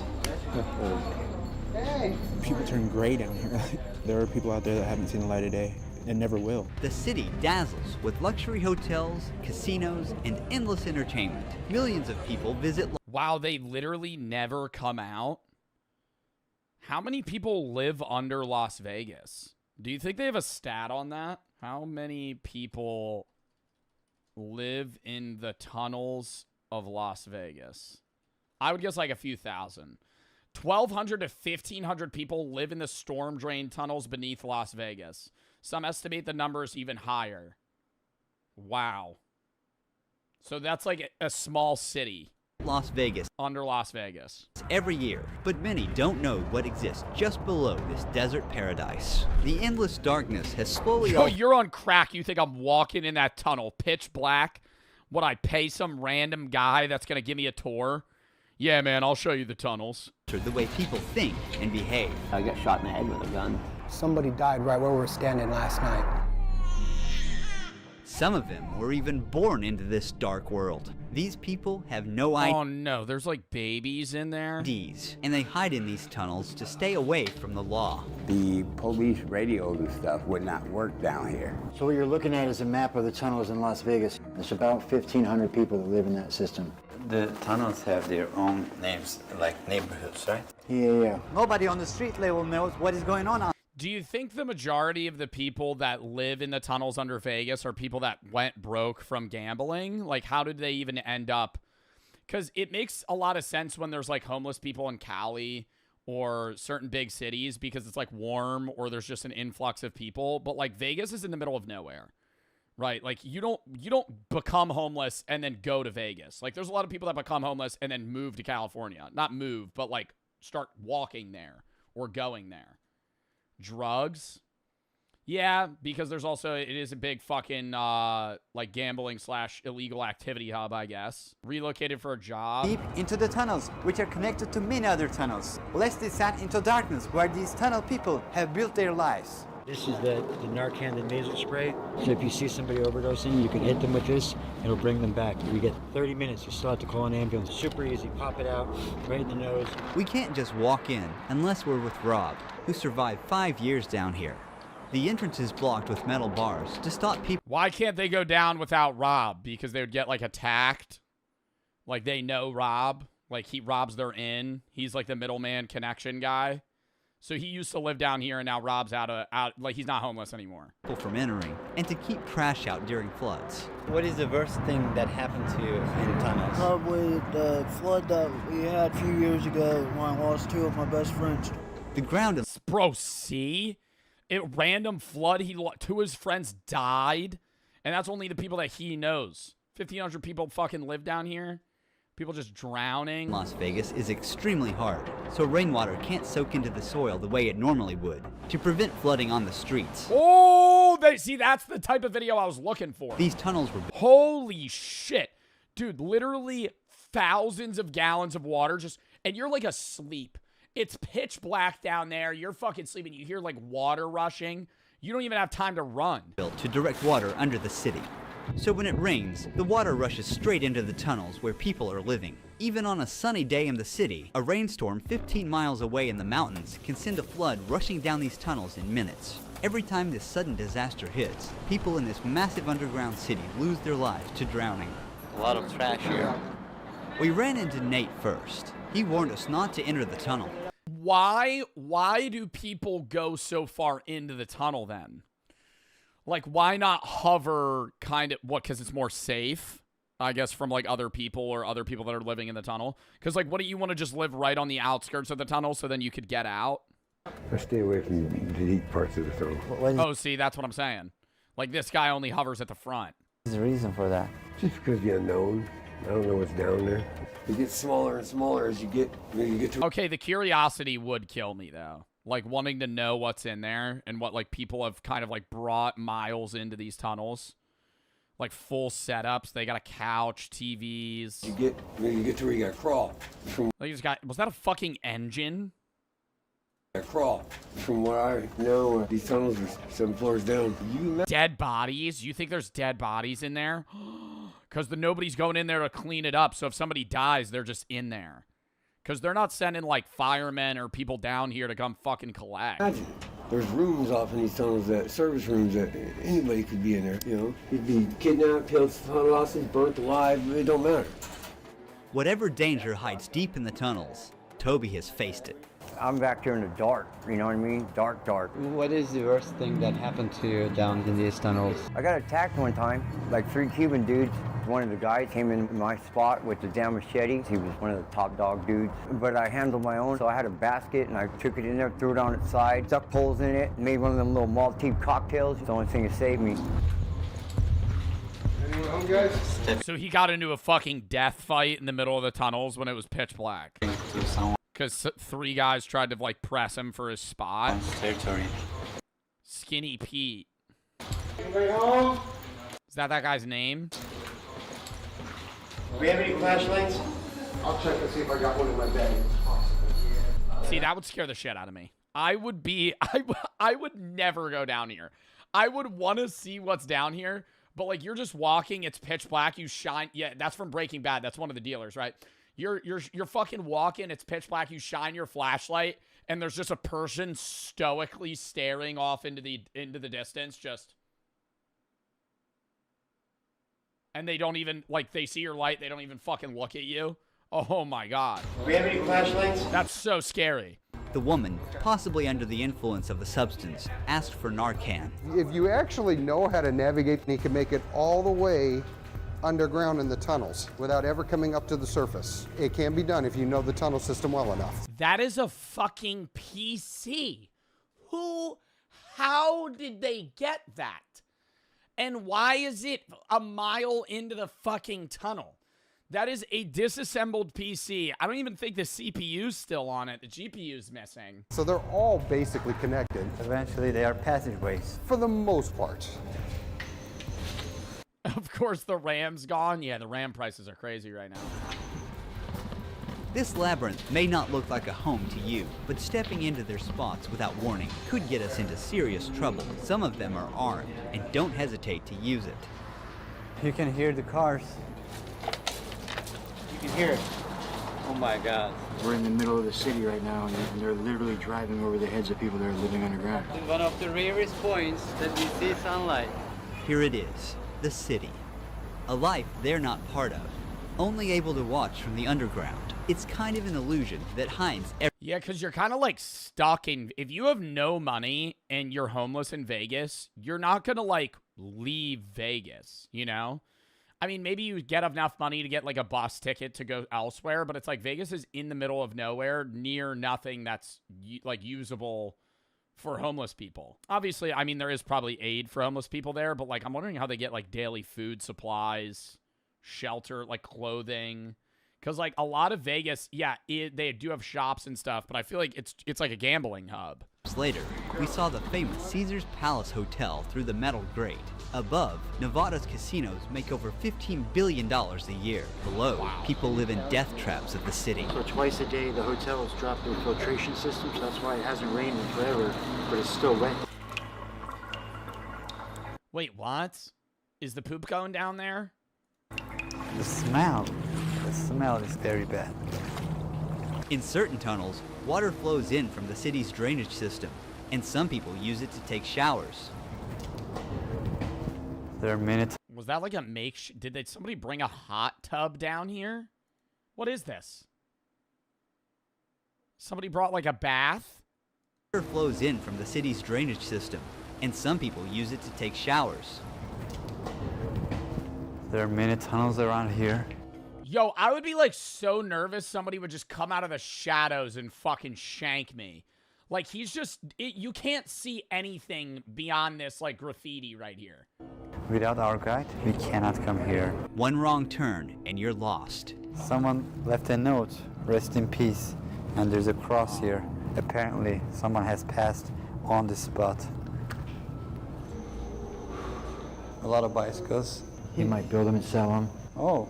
Because bikes are like cars out here. It's the only way of transportation. You have to have a bike to go anywhere, otherwise you have to walk all the time. It's a nightmare. Walking inside the tunnels takes a lot of time, I guess. Yes.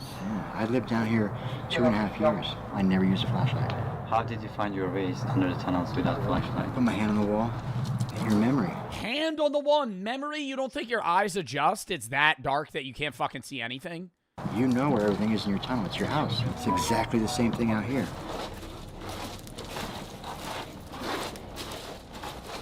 Is that Tony? Yeah. When I heard a voice echo through the tunnel, it hit different. This dark, damp tunnel that gives me goosebumps is actually where some people feel the safest and live. Here he is. At first glance... Yeah, like, he has a whole setup. Does he, like, is it just a full wipe reset when a flood happens? You know? Because, I mean, he probably has some sort of knowledge of, like, when it's going to rain.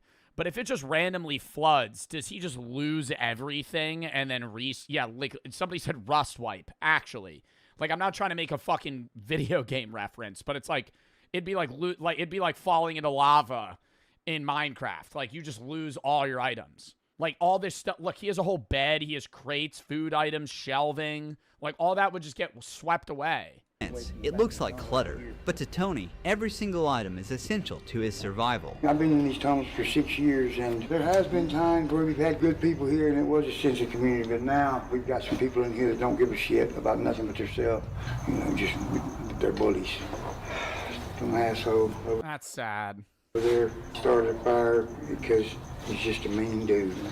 The fire didn't hurt Tony, but nearly took the life of his only companion, his cat.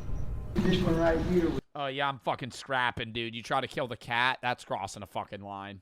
Burnt from the tip of her nose to the tip of her tail. 5 days later, she's still hanging in there, thank God. So what is the toilet situation? Oh my God, this happened 5 days ago? Dude, that cat might die. Here. We have certain areas that we go to the bathroom, and she's usually a 5-gallon bucket. Yeah. We put a bag in it, and yeah. Where do you see yourself in 5 years? Possibly right here. But I hope not.